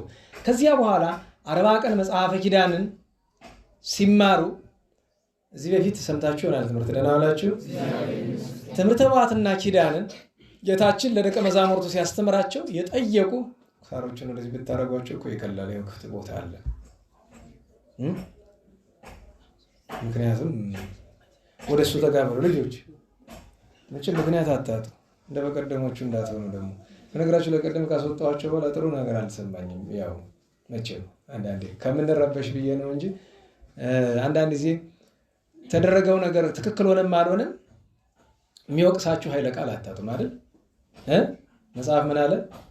ሕፃናት ወደ እኔ ይመጡ ዘንድ እና የሚገስጽ ኃይለ ቃል አናጣም። ችግር ነው። በነገራችሁ ላይ እንኳን ይቅርና እናንተን ተቆጥተን ዘልፈን ደስታ የሚፈጥር ነገር እንዳይመስላችሁ። ዕዳ በደል ነው። ምን ሊያደርግ ማስተማር በዚህ ዘመን እንዴት ዋላችሁ? እና ትምህርተ ኅቡዓትን መጽሐፈ ኪዳንን ጌታችን እንዲያስተምር ከጠየቁት መካከል ዋና ተጠቃሾቹ ቅዱሳት አንስት ናቸው። እነዚህም ሜልቴዲና ቤርዜሊ እና ማርያም መግደላዊት ናቸው ይባላል። ቅድስት ማርያም መግደላዊት ናት። አንተ የምታርቅ ከሆነ ቤተክርስቲያን በምን ትተዳደር ጌታዬ? ኧረ ስርዓት ስራልን ብላ ስርዓት አዋቂ ናት። እና ይህንን አብነት አድርገው በ40 ቀን ጌታችን ባርኳቸው አረገ። በ50ኛው ቀን መንፈስ ቅዱስ ሲወርድ ቅድስት ማርያም መግደላዊት ተቀበለች። እግዚአብሔር ቋንቋ ገለጠላት። ከዚያ አስተውላችሁ ከሆነ ግብረ ሐዋርያት ምዕራፍ 6 ላይ አገልግሎቱ እውክ ሲል በአንዳንድ መቼም ከአሕዛብ ምድር በመጡ ሴቶችና እዚያው እስራኤል በነበሩ ሴቶች መካከል ሁከት ተነስቶ እያለ ሐዋርያት ጉባኤ አድርገው እኛ እኮ የእግዚአብሔር ቃል ስለ እናንተ እንጀራ ስለ ማዕድ እኮ እኛ ልንነጋገር አይገባንም። ስለዚህ ለዚህ ጉዳይ እናንተን 8000 ማህበር የሚመሩ 7 ሰዎችን ከእናንተ መረጡ ተብሎ 7 ምኖች ተመረጡ።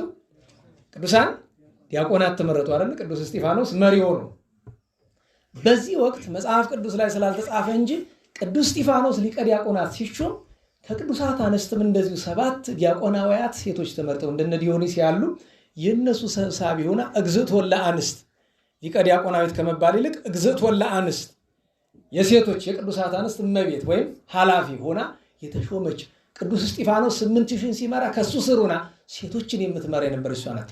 ኋላ እንደገና ሐዋርያት መንፈስ ቅዱስን ጠየቁ። ሰው ናቸውና በ2 ቀንም በሉ በ3 ቀንም በ40 ቀንም በሉ ሊመገቡ ሲሉ ምግብ ያስፈልጋል። ምድራዊ ምግብ ማን ይስራ ተብሎ መንፈስ ቅዱስ ማንን መረጠ? ቅድስት ማርያም መግደላዊትን።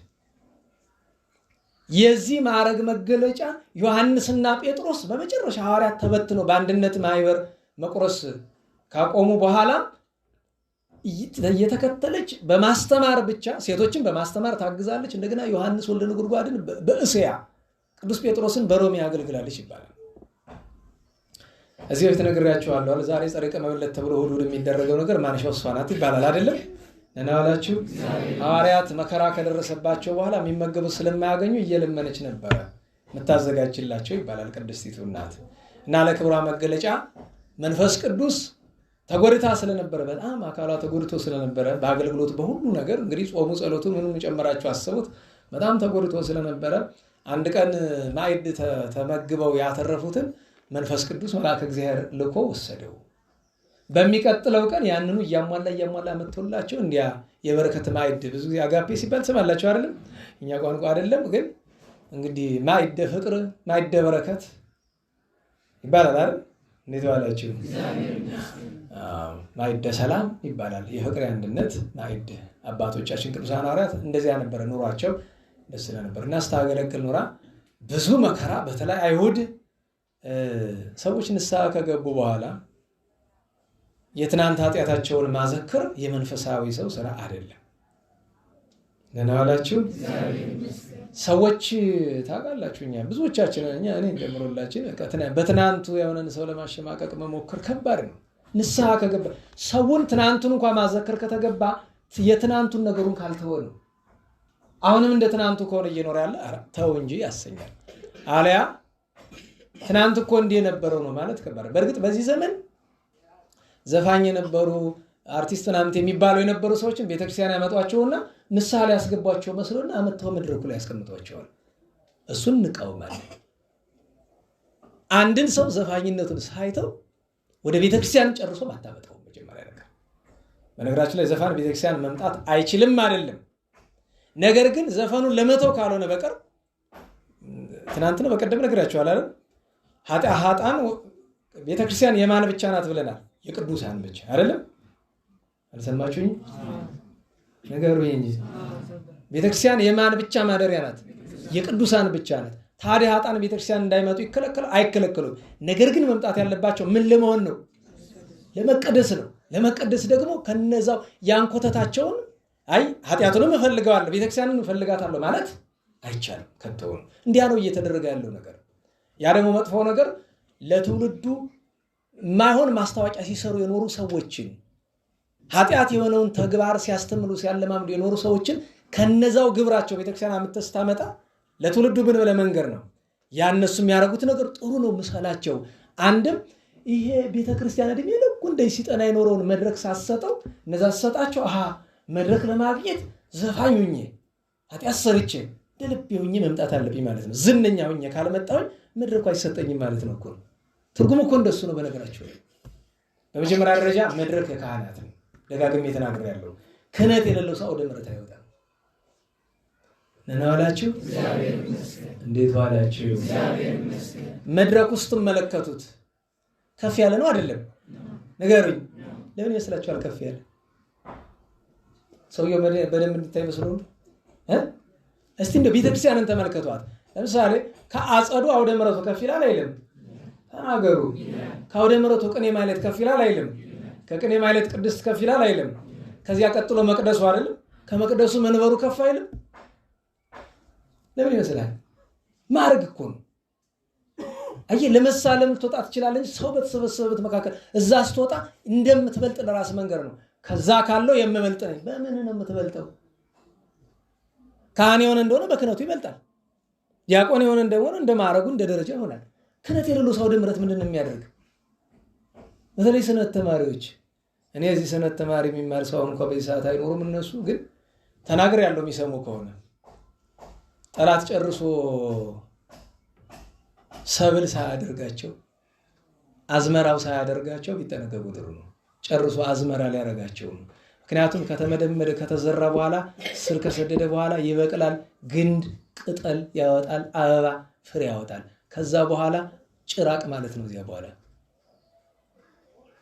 እና የጠላትን ነገር ገና ከስሩ በትንሹ ነው መንቀል። አይታችሁ ከሆነ ለምሳሌ ዋርካ ታውቃላችሁ አይደል? ገና እንደተተከለ በአመቱ በ6 ወሩ መንቀል ቢፈልጉ እነዚህ ህፃኖች አይነቅሉትም? ተናገሩ እንጂ። ካደገ በኋላስ ችግርም እንደዛ ነው፣ መከራም እንደዛ ነው፣ ስራ ጥሰትም እንደዛ ነው። እግዚአብሔር የእናታችን የቅድስት ማርያም መግደላዊትን በረከት ያሳድርብን። ሰዓቱ ይሏል። ሌላኛዋ እናታችን ዛሬ ዓመታዊ በዓሏ ያከበርናት ቅድስት ኢየሉጣ ናት። ባለጸጋ ነበረች። በቂሳርያ ቀጰዶቅያ ቅዱስ ባስልዮስ በመንበረ ጵጵስናው እያለ ዝናዋን ሰምቶ በጣም አድንቋታል። ስሟንም በግጻዊ እንዲጻፍ ያደረገ እሱ ነው። ሀብታም ነበረች፣ ባለጠጋ፣ በድንግልና የምትኖር ገና ወጣት ናት። ወላጆቿ ያወረሷትን ንብረት ጣዖት የሚያመልክ ሰው ወሰደባት፣ በግፍ ቀማት። ለዳኛ ልትከስ ስትል ሄዳ አስቀድሞ ለዳኛው ምን አላት? እቺ ልትከስ የምትመጣው ክርስቲያን ናት አለ።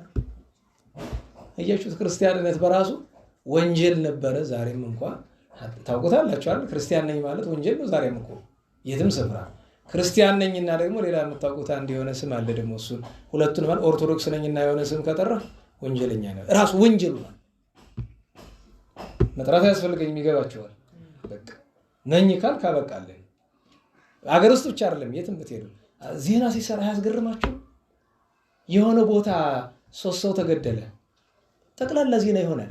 በእኛ አካባቢ የሆነ እንደሆነስ ምንም ጭራሽ አምነስቲ በለው ሂውማን ራይትስ ዎች በለው ዩናይትድ ኔሽን በለው ሌላ የተቀራቅሙ አንድ ሰው ሞተ፣ የሆነ በጎርፍ አንድ ሰው ተወሰደ ተብሎ ዓለም ዜና። የኛ ሞት ኦርቶዶክስ ከሆንክና ያ ደግሞ የምታውቁት ሁለተኛውን እሱን ከሆንክ ሞት ለዜናነት እንኳን አይበቃም። ኋላ ወደ ቤቷ ተመለሰችና ክርስቲያን መሆኔ ነው ወንጀሉ። ታዲያ ይሄ ምድራዊ ገንዘብ አሁንስ ተከራክሬ ባስመልሰው ሌላ ስነገ ይቀማኝ የለ ሰው የማይቀማው ንብረት ምን አለ ብላ ስታስብ መንግሥተ ሰማያት ክርስቶስ መድኃኔዓለም። በቃ ሄደችና ከዳኛው ፊት ቀርባ ምን ፈለግሽ አላት። ክርስቲያን ነኝ አለችው። መደበቅ ምናምን የለም ነው። እሳት አስነድዶ እሳት ውስጥ ነው የጣላት። በዚያ ነው ሰማዕትነት የተቀበለች። ቅዱስ ባስልዮስ ገድሏን ጽፎ በግጻዊ አካቶ ያው ዛሬ ድረስ እንድናውቃት አድርጓል። ቅድስት ኢየሉጣ ሁለተኛይቱ ኢየሉጣ እሷ ናት። ከዚያችኛይቱ ኢየሉጣ በ50 ዓመት ምናምን አካባቢ ተዘገያለች በሰማዕትነት። የ50 ዓመት ልዩነት ነው። ቅድስት ኢየሉጣ የቂርቆስ እናትና እቺኛይቱ ኢየሉጣ ዘቂሳርያ የ50 ዓመት ነው ቢበዛ ልዩነታቸው። እግዚአብሔር በረከቷን ያሳድርብን። ታላቁ አባ ሲኖዳን ያገለገለ የገነዘ የቀበረ አቡነ ሲኖዳ ከክርስቶስ ከመድኃኒታችን ጋር ሲያወራ የዓይን ምስክር የነበረ ታላቁ አባ ዊጻ የደብረ አባ ሲኖዳ ሁለተኛው አበምኔት። እንደገና ዛሬ እመቤታችን በመውደድ የምናውቀው ምናኔ መንግስት ኢትዮጵያዊ ጻድቅ አቡነ ኢዮስያስ ዓመታዊ ባላቸው። ኢዮስያስ ማለት የአፄ አምደ ጽዮን ልጅ ናቸው። ንጉሱ አምደ ጽዮን በአንድ ጎኑ ከቅዱሳን ጋር በአንዳንድ ነገር ተጣልቶ የማይሆን ነገር ውስጥ ገብቶ ነበረ። ግን ደግሞ ለእመቤታችን ለእግዚአብሔር ደግሞ ፍቅር ነበረው። የሚገርማችሁ ነገር ታውቃላችሁ አይደል? በአፄ አምደ ጽዮን ዘመነ መንግስት ኢትዮጵያ ከፍ ያለ ገናናነት ላይ ነበረች። ምክንያቱም ጫፉ ምን ነበር? የኢትዮጵያ ምስራቃዊ ግዛት ህንድ ውቅያኖስ ነበረ። ሞቃዲሾ አታውቁም? አዎ፣ ያን ስም ያገኘችበት ወቅት ነው። የዛን ጊዜ እመቤታችን የድንግል ማርያም ቤተክርስቲያን ሁሉ ሰርቶባት ነበረ። መድኃኒት ነበረ። ይሄ በተለይ ምስራቁን የኢትዮጵያ ክፍል እስከታች እስከ ደቡቡ ድረስ ውርስ አድርጎት የነበረውን ወደ 13ቱ ሱልጣኔት ታግሎ የገታቸው እሱ ነው። ምክንያቱም የዛጉዌ ሥርወ መንግስት የነገስታቱ ቅድስና እንዳለ ሆኖ ሀገሪቱ ግን በዙሪያ በሙሉ በአሕዛብ ተወራ። ሀገሪቱ ሞላላ ቅርጽ ይዛ ነበር። ነገራችሁ ላይ በአራት አቅጣጫ እንደዚህ ተወራ ነበር። ነገስታቱ ወደ ቅድስና ስለሆነ የሚያደሉት፣ በዚያ ላይም ደግሞ በእርግጥ ጦርነት ደግሞ ሲበዛ ከባድ ነው። ተለይ ቅድስና ለሚመርጡት አባቶች ያንን ክብሯን የመለሰው የነበረውን የኢትዮጵያ ነገር በመጠኑም ቢሆን የመለሰው አምደ ጽዮን። ይሄ ሰው ሚስቱ ጽዮን ሞገሳ ትባላለች። ከእሷ ዘንድ የወለደው የመጀመሪያ ልጁ መራሴ መንግስቱ ኢዮስያስ ነው። ኢዮስያስ ብላ ስም ያወጣች እመቤታችን ድንግል ማርያም። ጥር 6 ቀን የተወለዱት ጻድቁ የተወለዱ ቀን እመቤታችን መታ ከአራስነት አቅፋ ተሳልማ ትንቢት ተናግራ ስም አወጥታ ሄዳለች። በ40 ቀናቸው ክርስትና ሲነሱ ክርስትና አባቱ ነው ያነሷቸው። ታላቁ አባት ገብረ ናዝራዊ ናቸው። ደገኛው ጻድቅ የክርስትና አባታቸው። ከዚያ በኋላ አድገው መንግስቱ ረስ ሲባሉ እምቢ ብለው ጠፍተው፣ የሚገርመው ነገር በዘመናቸው ከእጃቸው የማይለዩት መቋሚያ ነበረቻቸው። ያቺ መቋሚያ የማን መቋሚያ ናት? የአቡነ ተክለ ሃይማኖት። አቡነ ተክለ ሃይማኖት ለማን ሰጥቷቸዋል? ለአቡነ መጸሎተ ሚካኤል። አቡነ መጸሎተ ሚካኤል ለማን ሰጡ? ለአቡነ ኢዮስያስ። በዚያች ባህር ሲያገኙ የሚከፍሉ እመቤታችን ናት እንዲቀበሉ ያደረገች። አቡነ በጸሎተ ሚካኤል እንዲሰጧቸው ያደረገች። ባህር ሲያገኙ ባህሩ የሚከፍሉ በዚያ ነው። ሙታንን ሲያገኙ በዚያ በትር ነው። መስቀል አላት ከላይዋ ላይ በትሯና በዚያ የሚያስነሱ የነበረ። እመቤታችን በጣም ስለሚወዱ ቅዱሳን መላእክት ሲያገኟቸው ሰላምታቸው እንደዚህ ነው። የእመቤታችን የአምላክ እናት ወዳጅ እንዴት አለን የሚሏቸው። ጌታ ራሱ አንድ ቀን ወርዶ ሲነጋገራቸው የእናቴ ወዳጅ እንዴት ነህ ብሎ አላቸው ይባላል። የእናቴ ወዳጅ እመቤታችን ጋር ልዩ ፍቅር ነበራቸው። ትግራይ ደብረ ስብሐት ለጎምት የሚባል ገዳም እንዳላቸው ይታወቃል። ደገኛው ቅዱስ ዛሬ እረፍታቸው ነው። መናኔ መንግስት ናቸው። የሁሉንም በረከት እግዚአብሔር ያሳድርብን።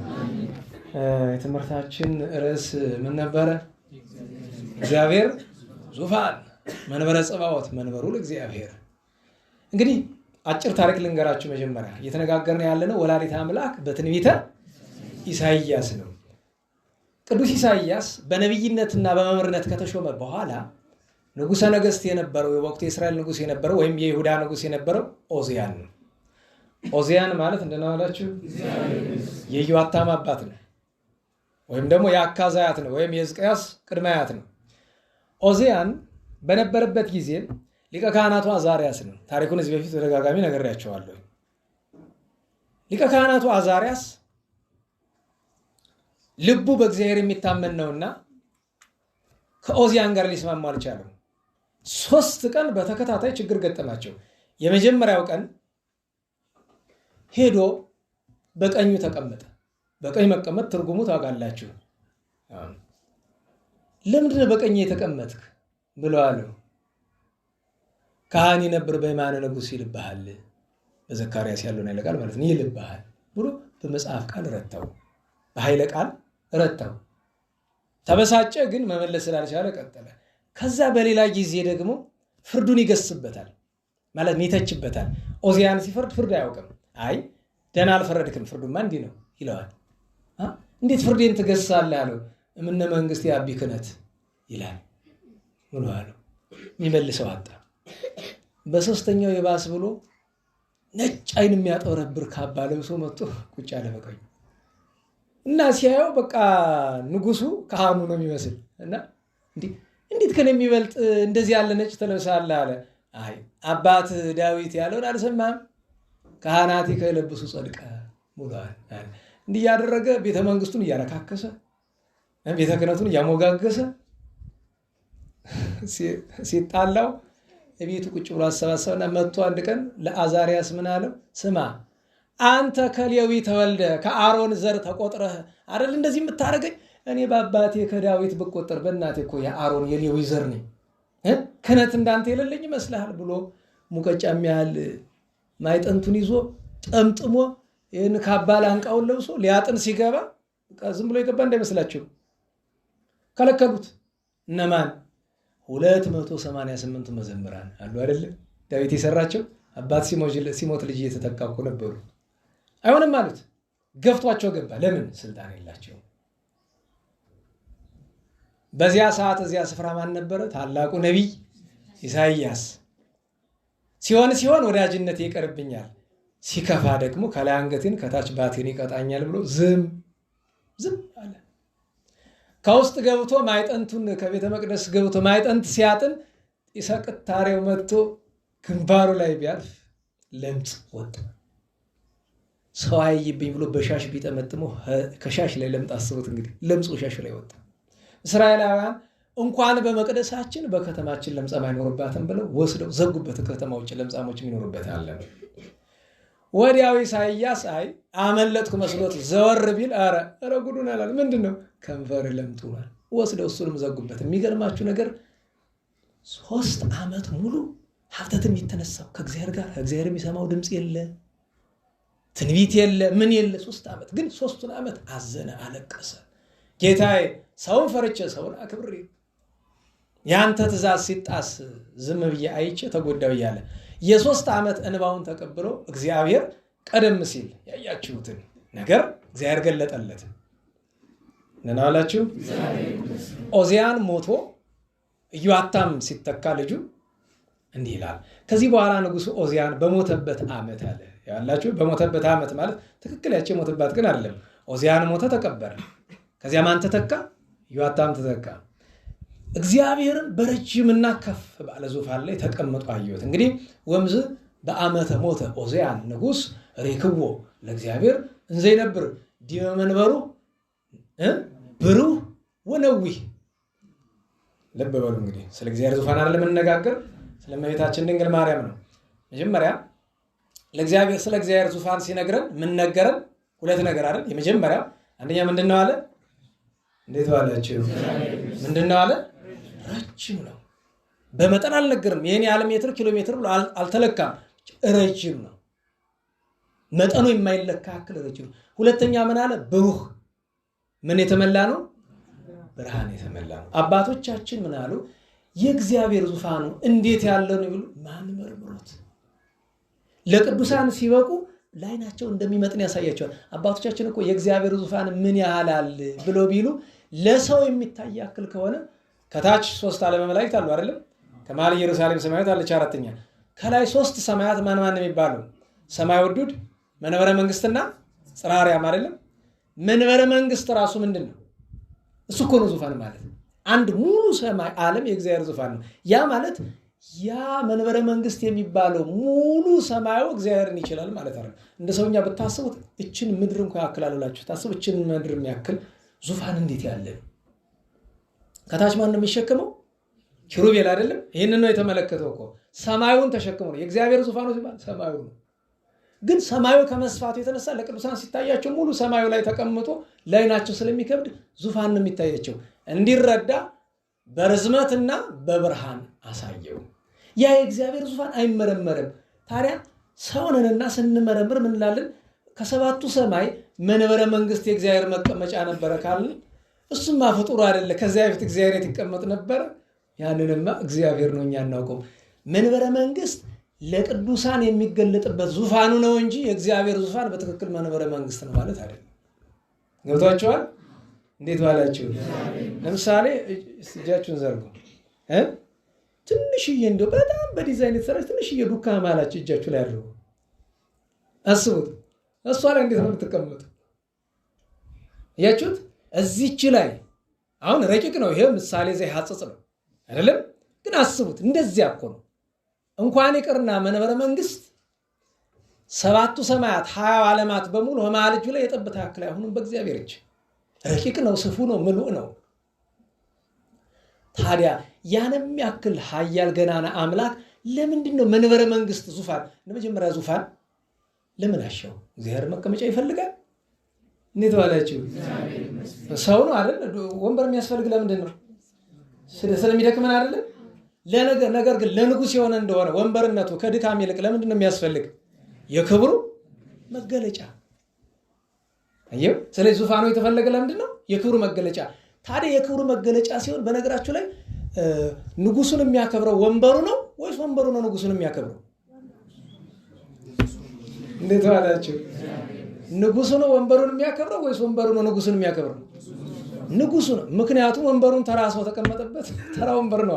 በወርቅ ብትለብጠው ማን ያከብረዋል? ሰው ባይሆን ወርቋን ፈላልጦ ቢወስድ ይወዳል እንጂ የንጉስ ዙፋን ግን ወርቆ እንኳን ቢገኝ አራ ጌቶች ምን ነው እንደሚያዩን አናውቅም ተብሎ ይፈራል። አክባሪው ንጉሱ ነው። ስለዚህ አባቶቻችን ብለዋል፣ ኪሩቤል ተሸከሙት ማለት የኪሩቤልን ክብር መናገር ነው። ምን ያህል እንዳከበራቸው መናገር ነው። ወደ እመቤታችን ስንመጣ የእግዚአብሔር አማናዊ ዙፋኑ መንበረ መንግስት አይደለም። የእግዚአብሔር ወልድ ያለ ቅዱሳን የሚገለጥበት ነው። ሰማዩን አክብሮታል፣ ኪሩቤልን በዚያ አክብሮበታል። አማናዊ ዙፋኑ እመቤታችን ድንግል ማርያም ናት። ያውም 9 ወር ከ5 ቀን በማህፀኗ ውስጥ አድሮ በተዋሂዶ ተሸክማው።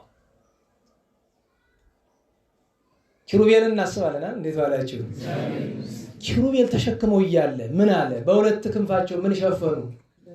ንገሩኝ እንጂ። አረ በሞቴ እመቤታችን ሸፍና ነበር። በሁለት ክንፋቸው ምናቸውን ጋረዱ? እግራቸውን። አስቡት።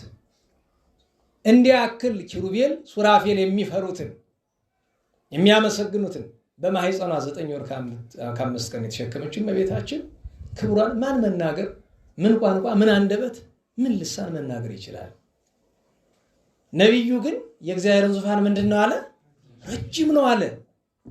ረጅም ነው።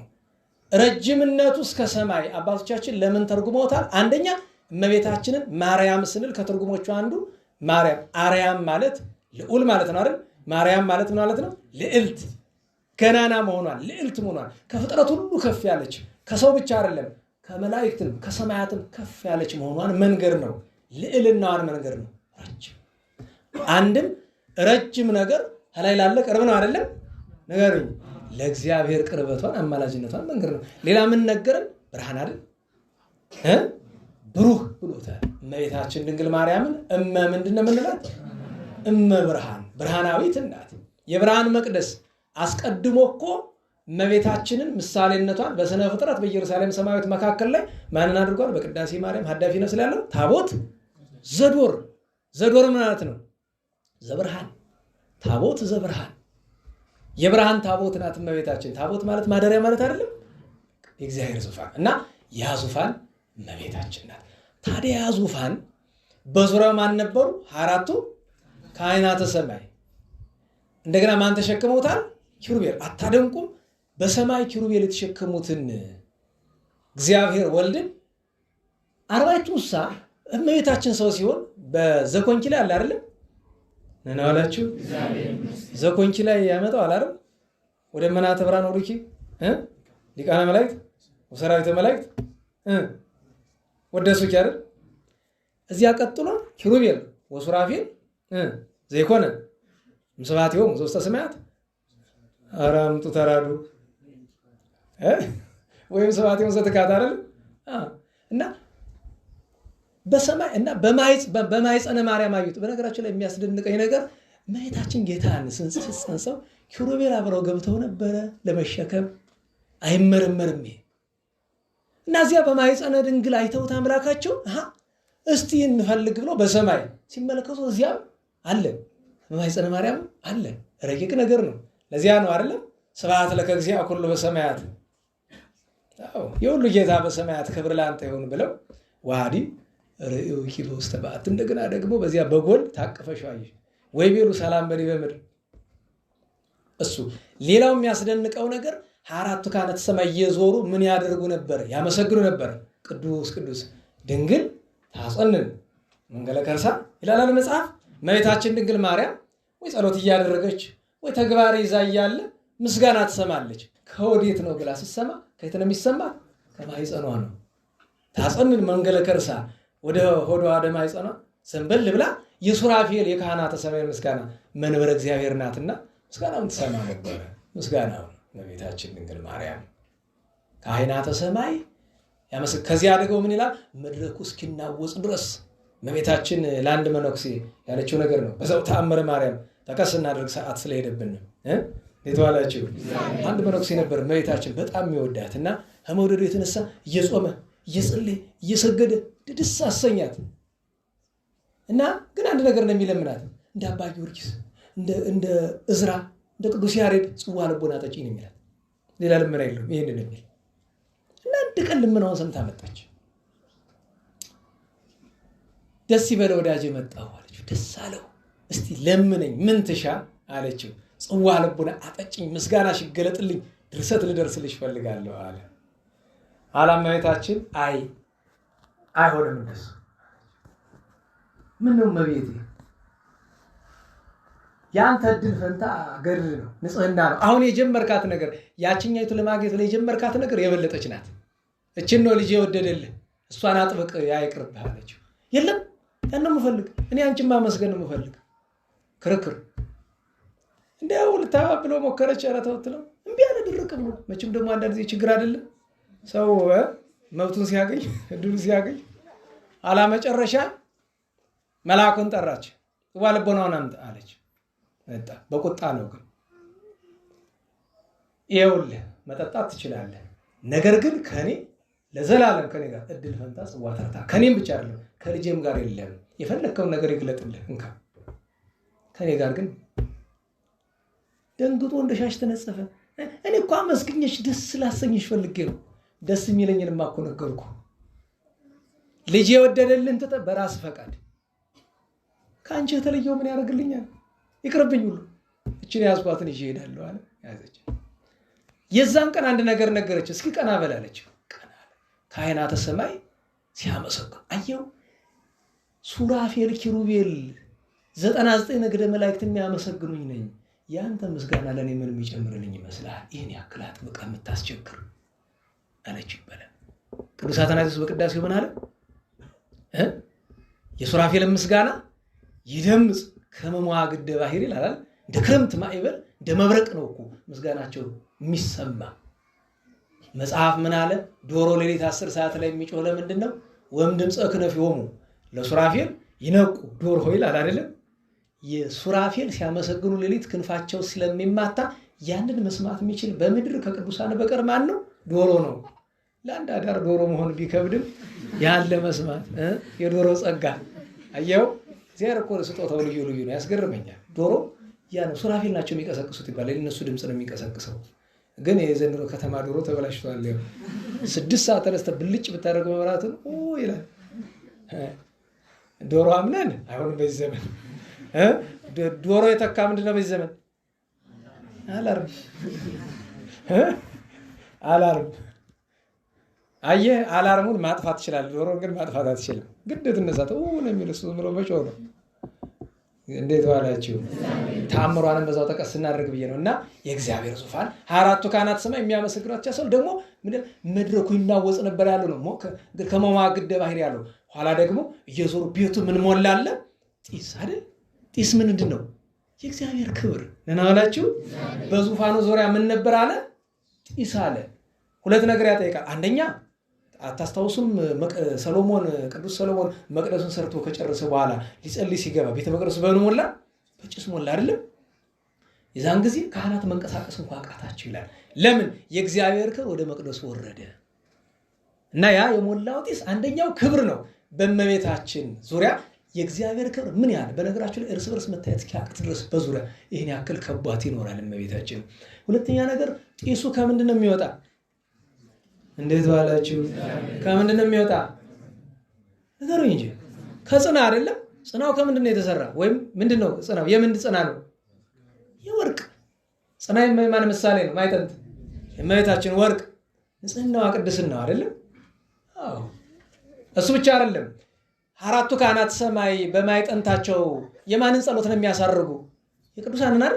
አስተማስለኪ አንቀጸ ብርሃን ከማሁ በስለተ ስምኪ ያረጉ ስለቶሙ ለደቂቀ ጓለማያው እስተማደረ ስሉስ ቅዱስ አብ ወወልድ ወመንፈስ ቅዱስ። አዎ ያጣን የእመቤታችን የአማላጅነቱ የጸሎቷ ውኩፍነት መገለጫው እሱ ነው። ብዙ ያስተረጉማል። ሰዓት ይገድበናል እንጂ እንዴት ዋላችሁ?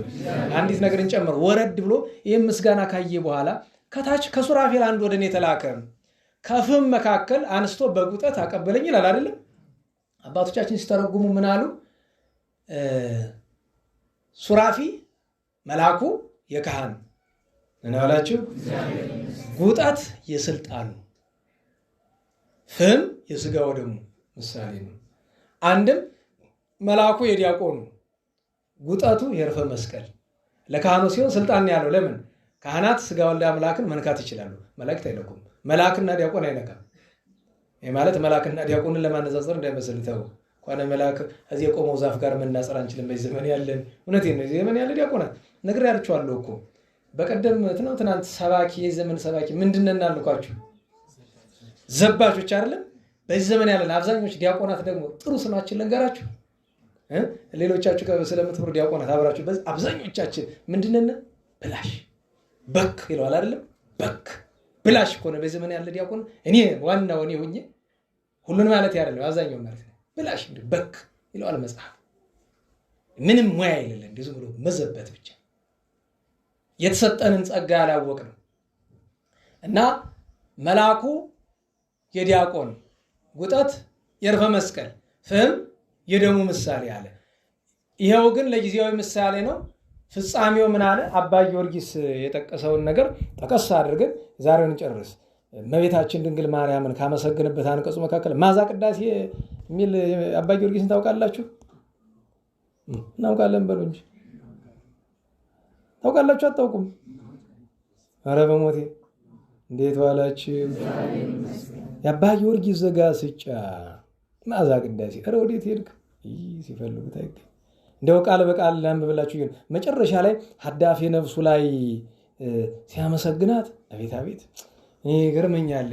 የአባ ጊዮርጊስን እመኛለሁ ማዛ ቅዳሴን ለመተርጎም በፍልሰታ ግን በረጅም ስለሆነ አይዘለቅም። ለምን ሁለተኛው አንቀጽም አንደርስ ሀተታው ብዙ ስለሆነ እና መጨረሻ ላይ ሀዳፌ ነፍሱ ላይ እመቤታችን ድንግል ማርያምን ሲያመሰግናት እንዲህ ይላታል። ቅድም ካመጣ ነው ጋር ይሆናል። ጸልዩ ካለ በኋላ ዲያቆኑ ጸልዩ ብሎ ከዞረ በኋላ አንቲ ታቢም ኪሩቤል። አየህ ተርጉም እስቲ። ከኪሩቤል ትበልጫለሽ። ቅድም እኮ ተናግረናል። ወታቢም ወትትለዓለም ሱራፌል፣ ከሱራፌልም ትበልጫለሽ አለ። ማኅፀንኪ ጾሎ ነደ እሳት፣ ግሩም የሆነ ነደ እሳትን በማኅፀንሽ ተሸክመሻልና። ከርስኪ አግመሮ ለፍመ መለኮት ፍጹም። አሁን ወደምንፈልገው ሊመጣ ነው። ማኅፀንሽ ፍጹም የሆነ የማይወሰን ፍመ መለኮትን ችሏል ተሸክሟልና አለና አብራከኪ ሀቀፋው ለዘይት ሜጠን ኑሁ ወስፉ። ወደ ግራ ወደ ቀኝ ይሄን ያህላል፣ ወደ ላይ ወደ ታች ይሄን ይመስላል ተብሎ ስፋቱ መጠኑ የማይታወቅን መለኮት በምንሽ አቀፍሽው አለ? ነገሩ እንጂ በክንድሽ። ከዚያ ቀጠለው ምን አለ? አይዳዊኪ ገሰሳሁ ለዘይት ገሰስ መብረቀ ስብሐቲሁ። የምስጋናን አሁን አማርኛው ላይ ራሱ እዚህ አማርኛው ላይ በነገራችን ምን ይለዋል? ስፋቱ ርዝመቱ የማይመጠን በመጠን ሕፃን ታቀፍሽው ይላል። የማይዳሰስ የጌትነቱ ባህሪ መብረቅ የሆነ እርሱን ጣቶችሽ ዳሰሱት። ለዚያ እኮ ነው አይዳዊኪ ገሰሳው ለዘይት ገሰስ መብረቀ ስብሐት ያለና አጻብዕኪ እችን የፈለኳት ተመሰላ በጉጠተ እሳት ውኡይ በዘቦቱ ተመጠወ ነቢይ ፈመቁርባን መስዋዕ ሰማይ። ነናላችሁ ጣቶችሽ ማንን መሰሉ አለ? ጌታን የታቀፈችበት እጇ ጣቷን በምን መሰለው? በዚያ በሰማይ ኢሳይያስ ባየው ጉጠተ እሳት፣ ማንም ደፍሮ ሊነካው የማይችለውን እሳት እሷ በእጇ ስለያዘችው፣ በከንፈሯ ስለሳመችው፣ በማህፀኗ 9 ወር ከ5 ቀን ስለተሸከመችው፣ በጀርባ 3 ዓመት ከመንፈቅ ስላዘለችው እንዲህ አላት። ታዲያ እንዲህ ብሎ ሲለምናት ይቆይ ያመሰግናትና አሁን ለመተርጎም ጊዜው አይደለም፣ ግን ግዝግዙን የተወሰነ ላንበብላችሁ። ምን አለ? ለዝንቱ ስርናይ አንቲ ገራይቱ ወለዝንቱ ደም አንቲ አዘግቱ ለዝንቱ ህብስት አንቲ መሶቡ ወለዝንቱ ጽዋ አንቲ ገይቦ ለዝንቱ ባህሪ አንቲ አስከሬኑ ወለዝንቱ ወርቅ አንቲ መካኑ አለና ይሄን አሁን አልተረጉምላችሁም። እመቤታችን ድንግል ማርያም ዞሮ ዞሮ አምላክን የያዘችበትን መያዝ ያመሳሰል። ለምሳሌ ለዝንቱ ስርናይ አንቲ ገራይቱ አለ። ለዚህ ስርናይ ለዚህ መስዋዕት ገራይቱ ገራይተ ሰሉስ ስለሌለ አማርኛው ስለሚከብድ ነው። አሁን ገራይት ብሎ ምን እንበለው በአማርኛ አንዳንድ ጊዜ ቸግራል። ግዝ ብትማሩ ምን ወደ ለዛ ነው። ዝም ብሎ ግዙን ተቀስ አድርገው ነው እናልፋለን። ለአማርኛው አንጨነቅም ነበር። አሁን ምክንያቱም አይምሯችን ጭንቅላታችን ላይ ለምሳሌ ሀዳሲው ጣይዋ የሚለው የወድስዋ ላይ ተመልከቱት። አማርኛው ላይ ይተረጉመዋል ያው ነው አይደለም። ወደ አማርኛው ቢመጣ አይረዳንማ። ጊዜ ያልተማረ ምስጢር ያልተነቀቀ ሰው እመቤታችን ለምንድነው በሆነች እንስሳ ወይ በጊደር ወይ በዚህ የሚመስላት ለምንድነው ግራ እንዳንጋባ ነው በግዙ ተርጉም ያለፉት። ለምን ሀተታ ማብረር። እንዲያውም የዳዊትን መዝሙር ያሳተሙታል አይደል? መምህር ኢያሱ በየሆነ ቀን መጥተው አንተ እንዲህ ነገር እንዲያውሳቸው እንግዲህ ከኔ መምህር ናቸው ሙያ ያላቸው ናቸው። ከኔ ትርጉም ለመጠየቅ አይደለም ግን የተባረክ ምንድነው ዘማርኮን ጸባለ ደውዬ ወቀት ለላጻብ የሌለ እና አማርኛው ለጣቶቼ ሰልፍን ጦርነትን ያስተማር ይላልና እንዴ ላርጉ አሁን የሚያነቦው ሰው ሌላ ጦርነትን ይመስሉ። አይ ወይ እንዳለ የተውት ካልሆነ ታች ኮከብ አድርገው በምልክት መንፈሳዊ ሰልፍ ብለው ያስቀምጡት። ግን ለሁሉም ያስተረጉም ነገር ነው እና በዛ ምክንያት ነው። እና ይህንን ሲላት ይቆይና ኦ ማርያም መፍሬተ ቁርባን በከርስ ቁርባንን በማህፀን ያፈራሽልን ያስገኘሽልን እመቤታችን ሆይ ደቂቀ ዛቲ መቅደስ ንሴፎኪ በአሲስ የዚች ጉባኤ የዚች መቅደስ ሰዎች አንቺን በመፈለግ ተስፋ እናደርግሻለን። ከመትቀብነ ፍኖተ መብስ ወደ ጥፋት ከሚወስድ ጎዳና እንድትጠብቂን አለና ወበከመ ይትፈለጥ እንከ ቱስተ ማይ እሞይን ይላል። ማይና ውሃና ወይንን ካቀላቀሉት በኋላ ተመልሶ መለየት ይችላል? ኧረ በሞቴ እሱ መለየት እንደማይችል ከማሁ ይፍልጠነ ወልድኪ እምኔኪ ልክ እንደዚህ ሁሉ እኛን ከአንቺ ጋር እንማንለያይ አድርገን አለና ለዚህ ደግሞ አለ ተማህፀን በዝንቱ ቁርባን በጌታ ሥጋ ወደ ተማጽናናል ከአንቺ እንዳይለየን ለዓለም ዓለም ለዘላለሙ አሜን ይላል። በረከቷ ጣዕመ ፍቅሯ አይደረብን። ስለዚህ እመቤታችን ጉጠተ እሳት ውዑይ ያለበት ምክንያቱ አንቀጹ ይሄ ነው። ታዲያ የመልካ ውዳሴን ነገር በአጭር እንመልከትና እንጨርስ። ዛሬ ያው ቅድም በዚያ ባዘንኩበት ነገር ምክንያት ነገር አብዝቼ ስለነበረ ነው ሰዓት የተገፋ። ውዳሴ መልካ ውዳሴ ዘረቡ ላይ ነን። እንዴት ዋላችሁ? እያነበብኩ ልተርጉም ሰዓት ስለሌለ ሁሉ ሰራዊተ ሰማያት በእንቲአኪ ይብሉ በሰማይ ያሉ ሰራዊተ መላእክት ሁሉ ስላንቺ እንዲህ ይላሉ። ብፅዕት አንቲ ማርያም ሆይ ንድ ክብርት ነሽ ለእግዚአብሔር አባሉ የእግዚአብሔር አባሉ አካሉ የተባልሽ። ምክንያቱም ሰጠው ተቀበልኩ ስላለ ሊቁ ቅዱስ ዮሐንስ አፈወርቅ ከእመቤታችን ሥጋ ስለወሰደ ሥጋዋን ስለተዋሃደ ምን አለ? ለእግዚአብሔር አባሉ ሶበ ፈልስ ገብርኪ መንገለ ታይቶ ይላሉ። አንድ ጊዜ ወደ ላይ፣ አንድ ጊዜ ወደ ታች፣ አንድ ጊዜ ደጋ፣ አንድ ጊዜ ቆላ ስወርድ አለ አሐዱ መልአክ ዘዚአኪ ቅድሜ ይሃሉ። አንቺ የምታዥው አንድ መልአክ በፊቴ ይሂድ። ሚካኤልን ሊሆን ይችላል። በጣም እንዲያው ምክንያቱም እመቤታችን ጋር የማይለይ መልአክ እሱ አይደለ? ወካሎ መልአክ በድርየቱ ደግሞ አንዱን መልአክ ጠባቂ ዘዥልኝ ነው። በፊት የሚጠብቀኝ በኋላ የሚከተለኝ ታውቀው የለ። በዚህ አንድ ሰሞን ድሮ ልጆች እያለነ በየባጃጁ በየመኪናው የተለጠፈው ነገር አይጣል ነው። በነገራችሁ ላይ የቅድስት አርሴማን ስዕል ይለጥፉና ላይ ቆሻሻ ነገር ይጽፉበታል። ለክፋት አይደለም እረዳለሁ። በቃ የሆነ አንድ ስጋዊ የማይረባ ጥቅስ ያገኛሉ። መለጠፊያ ሲያጡ ስዕሉ ላይ ወስዶ ይለጥፉታል። እዚህ በፊት ነግራቸዋለሁ። የቅድስት አርሴማ እናታችን ስዕል ፉርጎ ነው የሚባለው የመኪና ታች ጭቃ መጥረጊያው እሱ ላይ ለጥፈውት ሁሉ አይቻለሁ። የሚገርማችሁ ነገር ምን ያህል አይምሯችን እንደቆሽ። በነገራችሁ ላይ ይሄ እኮ ቅንነት አይደለም ድንቁርና። አንተ የእናትህን ፎቶ ስለዛ ትለጥፈዋለህ እንኳን የቅዱሳንን እና አንዱ ከአንገት ነው ከአንጀት አለ። ከአንጀታቸውማ እውነተኞች አሉ። ከአንገቱ ነው። ሚካኤል ተከተለኝ ብሎ መኪና ላይ ለጠፈ። ተገለበጠ መኪና። አይ ሚካኤል አልሰራም ብሎ ገብርኤል ተከተለኝ ተገለበጠ። በሶስተኛው ሩፋኤል ነው እንደዚያ ተገለበጠ። በአራተኛው ማንም እንዳይከተለኝ ብሎ ተገለበጠ። ተገልብጦ ሳይሞት ይቀራል። ምክንያቱም እየተከተሉ ሲያድኑት ነበራ። እሱ መገልበጡ ነው የሚታየው። እንዴት ዋላችሁ? እንዲህ ያለ ነገር በነገራችሁ ላይ የኔ ጓደኛ ወዳጅን አሁን በምናኔ ያለ ወደ አንድ ገዳም በመኪና ይሄዳሉ። መኪናው ተገልብጦ ገደል ነው ሄደ። የሚገርማችሁ ነገር 23 ሰው አለ። 22 ኦርቶዶክስ ሰዎች አለበት። ምንም አልሆኑም። ሌሎቹ ጭረት የላቸውም። ገዳም ነው እየሄዱ አሉ። እሱ ግን በጎዳና አውሮ መሄድ ፈልጎ ገብቶ ሰዎች አሞቱ።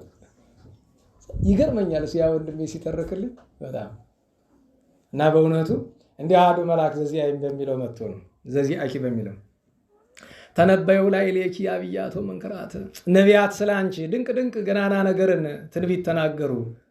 ሀገር እግዚአብሔር አንቲ ዘይትፈቅዲ ማይቶተ አንቺ እኮ መብራት የማትሺ እግዚአብሔር ብርሃንሽ የሆነልሽ የእግዚአብሔር ሀገር ማለት አንቺ ነሽ። ማርያም አብርሂ እንዲያማ ከሆነ እመቤቴ ነፍሰ ዚአየ እውርተ ነፍሴ አይነ ስውሩን አለች ታውራለችና እባክሽ የኔን ነፍስ አብሪልኝ ከመራይ መንገለ ጽድቅ እንተ ተመር ፍኖተ ወደ መንግሥተ ሰማያት መርታ የምታገባውን ጎዳና እንድረዳ እስመ ፍኖትኪ አበው ገነተ ያንቺ ጎዳና ወደ ገነት ታደርሳለችና አንቲ ዘበአማን ደመና ክርስቶስ አምላክ ክርስቶስ መድኃኔዓለም ያደረብሽ አማናዊት ደመና ኤልያስ ደመና ኖህ አንቺ ነሽ። አምላካችን ክርስቶስ ያረፈብሽ ያደረብሽ ማርያም ድንግል ሰዓሪተ መርገም ወሐውክ መርገምን ሁከትን የምትሽሪ የሻርሽ ከሔዋን ከፍጥረት ያጠፋሽ አንቺ ነሽ። ይወድሱኪ ኪሩቤል እንዘ ይሰግዱ በበረክ አርባዕቱ እንስሳ በርከክ ብለው ያመሰግኑሻል። ገብርኤልን ዜናዊ ገብርኤል እንጂ የምስራች ነጋሩ ፍሱሐ ገጽ መልአክ ደስ የተሰኘው ደስ የሚያሰኘው መልአክ ይእምሃኪ በጽባው ሰርክ ጥንት ብቻ ነው ዛሬም በነግ በሰርክ እየሰገደ ያመሰግንሻል ይላል። ሰግድልሻል። ረከብኪ ጸጋ አለ። ጸጋን አገኘሽ ማለት የእመቤታችን የተሰጣት ጸጋ ምንድን ነው? ወላዲተ አምላክነት። መንፈስ ቅዱስ አደረ ላዕሌኪ መንፈስ ቅዱስ አደረብሽ። ዋለ ልዑል ጸለለኪ ኃይለ ልዑል ወልድ ጋረደሽ ማለት ከሦስቱ ግብራት ከለከለሽ። ኦ ማርያም ታምላከ ወለድኪ እመቤቴ ማርያም አምላክን የወለድሽ አንቺ ነሽ። ኩሎ መዓልተ ወሌሊተ ሶበ ጽው ስመኪ በጠዋት በማታ ስምሽን ስጠራ ሕይወቴ ወሞቴ ማርያም ባርኪ ሕይወቴ ደግ ነው ሕይወቴን ባርኪ ሞቴን ባርኪልኝ እንደምን ነው ቢሉ አጋንንት መጥተው እንዳያስጨንቁኝ ሞቴንም ባርኪልኝ ሕይወቴን ብቻ አይደለም ማለት ግብረኪ ድንግል ይሴብሑ በዜማ ይሄስ ዜማ ያስገባል መሰለኝ አይደል? አመጣው እኮ ራሱ አይደል መስላችሁ? ግብረኪ ድንግል እስቲ እናዚህ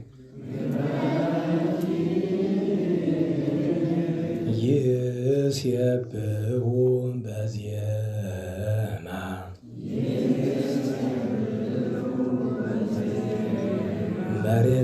መሬታውያን በምድር ወሰማያውያን በራማ ማርያም ድንግል ክልልተ ሞገስ ወግርማ ደቂቀ ቤትኪ ኢይሁክ መስቴማ በዲበ ትእዛዘ ይፈጥር ጻማ የአቢ ክብርኪ ክብረ መላእክ ዛርያም ወም ክብረ ጻድቃን ዘገዳም ማርያም ድንግል ማርያም በኪ ደይነ ዓለም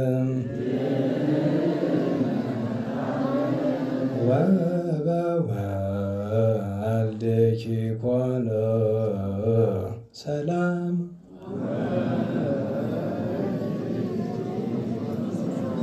እቺ ደብረ አባይም ወደዚህ ትጠራለች ነው። ሌላ የራሱ ዜማ አለ። ብኪ እንደዛ ተጠጋብ። ይሄ ብኪ ድና ዓለም የሚለው የተሳልከው አይነት ማለት ነው። የእዝል ተሳልከው። አዎ እንደዚያ ነው። ግብረኪ ድንግል ይሴብሑ በዜማ አረ በዘር ብቻ አይደለም ስራሽን፣ ድንግልናሽን፣ ግብርሽን በዜማ ያመሰግናሉ። እነማን? መሬታውያን በምድር መሬታውያን የሚላቸው ጻድቃን ክርስቲያኖች በምድር ወሰማያውያን በራማ መላእክት ደግሞ በራማ ማርያም ድንግል ክልተ ሞገስ ወግርማ ሞገስን ግርማን ጸጋን የተሸለምሽ እመቤቴ ማርያም ደቂቀ ቤትኪ ይሁክ መስቴማ የቤትሽን ልጆች እኛን መስቴማ ጸራዊ ሰይጣን እንዳይረብሸን እንዳያውከን በዲበ ትእዛዝ ዘይፈጥር ጻማ ቃለ ዳዊት አይደለም በመልካሙ የእግዚአብሔር ትእዛዝ ላይ መከራን የሚያመጣ አይሁክ የሚባል ጊዜ ለመሰለ ይሁክ ያለው አያውከን አይረብሸን ማለት ነው። የአቢ ክብርኪም ክብረ መላእክት ዘአርያም እመቤቴ ማርያም በአርያም ካሉ ሊቃነ መላእክት የአንቺ ክብር ይበልጣል። ክብረ ጻድቃን ዘገዳም በገዳም ካሉ ጻድቃንም ክብርሽ ይበልጣል።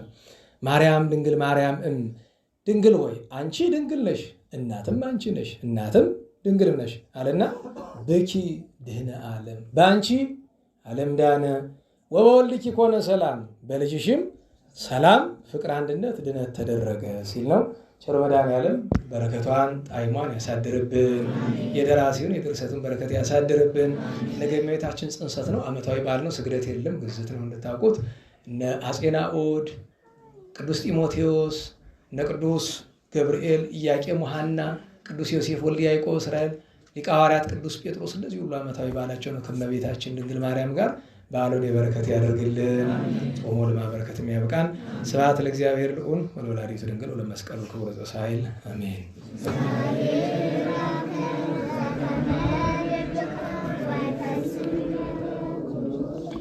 አሜን።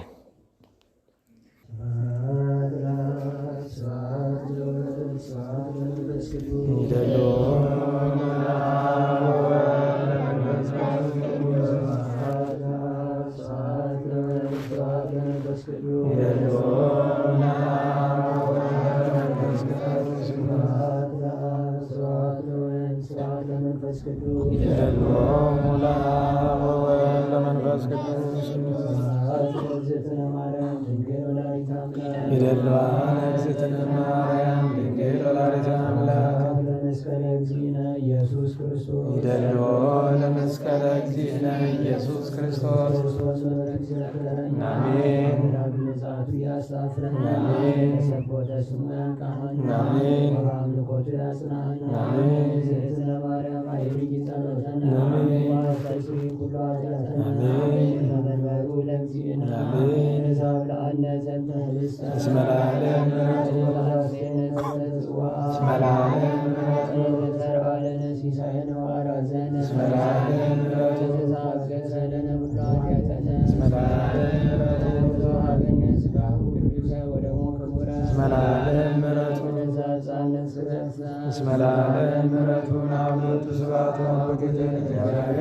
ወለወላዲቱ ድንግል ወለመስቀሉ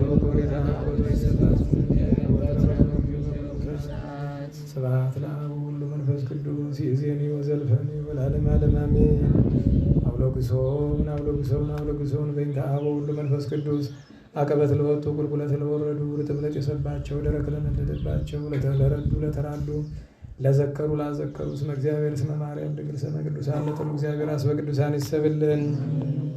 ጸሎተ እግዝእትነ ማርያም ንበል ሰላም ለኪ ዘንሰግድ ለኪ ማርያም ምንን አስተበኳኪ ማርያና አይተማይጸነኪ በእንታና ምኪ ወያቂ ማሙኪ ማይፈረኒም ድንግል ባረኪ ጸሎተ እግዝእትነ ማርያም ድንግል ወላዲተ አምላክ ታብዩ ሲል እግዚአብሔር ወተታሰይ መንፈስ አምላክ ወዳኒ እስመሬ ማማላ አመት ነው ሚዚስ ያስተበጹኒ ኩሉ ትውልድ እስመ ገብረ ሊተ ኃይላ ብያቶ ቅዱሱ ወሳይሉኒ ለትውልደቱ ለላይ ፈርጉ ግብረ ኃይል በመዝራይቱ ዘሮም ለላቢው ለናለቆም ወነሰቶም ላየራን መናብርቲዮም አይቢዮም ለተዛናስ ገሙን በረከቱ ለርባን ወፈነው ወራቆሙ ለቡላኑ ተወክፎ ለእስራኤል ቆሪ ወተዘከረ ሳይሉ ዘይቤሎም ለአበዊነ ለአብርሃም ለዘሩስ ከላለም ባረክን ቅድስና ንጽሕና እግዝእትነ ማይሰሪው ለሰይጣን እሙለ መድኅን ወለተ ብርሃን ኦ መዝገበ በረከት መዝገበ ቅዱሳት መዝገበ ንጽሕ መዝገበ ረድኤት መዝገበ የዋሃት ባረክን በእዴኪ በከመ ባረኪ ለኤፍሬም ፍቁርኪ በበረከተ ወልድኪ ወአቡ መንፈስ ቅዱስ ስብሐት ለአብ ወወልድ ወመንፈስ ቅዱስ ለዓለሙ ለዓለመ ዓለም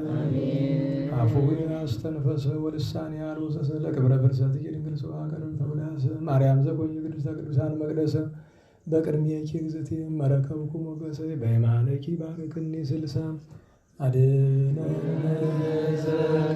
ወባርከነ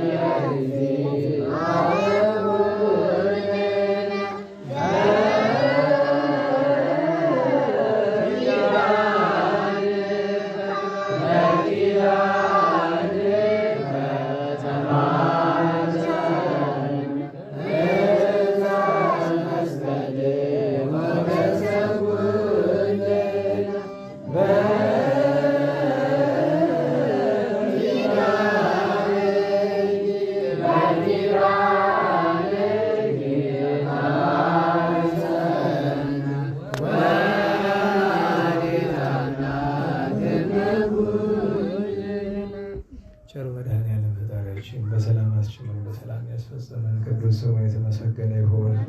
የእመቤታችን ወላዲተ አምላክ ጣዕመ ፍቅሯን የቅዱሳን በረከት ያሳድርብን። ከታዘዘ መቅሰፍት፣ ከነደደ እሳት፣ ከዕለት እኪት፣ ከዘመነ መልሶት፣ ከግራ ቁመት ያድነን። ብርሃነ ትንሣኤውን በቸርነቱ ይግለጽልን። ጦሙን ለማበረከት ያብቃን። ተረፈ ዘመኑን ተረፈ ጦሙን ተረፈ ክረምቱን ይባርክልን። ዝናሙን ለምሕረት ጠሉን ለበረከት ያደርግልን። የሞቱ ወገኖቻችን ነፍሳቸውን ያጽድቅልን።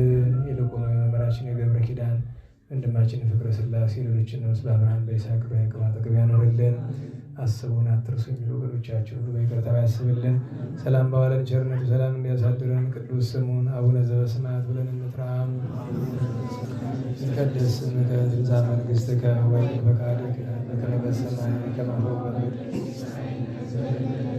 ሀበነ ዮም ኅድግ ለነ አበሳነ ወጌጋየነ ከመ ንሕነኒ ንኅድግ ለዘአበሰ ለነ ኢታብአነ እግዚኦ አላ አድኅነነ ወባልሐነ ኩሉ እኩይ መዚአከ ይእቲ መንግሥት ኃይለ ስብሐት በሰላም ቅዱስ ገብርኤል መልአክ ወእግዝእትየ ማርያም ሰላም ለኪ ድንግል በኅሊናኪ ወድንግል እመ እግዚአብሔር ጸባኦት ሰላም ለኪ ወርኅብት አንቲ እምአንስት ወቡሩክ ፍሬ ከርሥኪ ተፈሥሒ ፍሥሕት ኦ ምልዕተ ጸጋ እግዚአብሔር ምስሌኪ ሰአሊ ወጸልዪ ለነ ምሕረተ ኢየሱስ ክርስቶስ ከመ ይስረይ ለነ ኃጣውኢነ ተማኅፀነ ብኪ። ስብሐት ለአብ ስብሐት ለወልድ ስብሐት ለመንፈስ ቅዱስ ይእዜኒ ወዘልፈኒ ወለዓለመ ዓለም አሜን።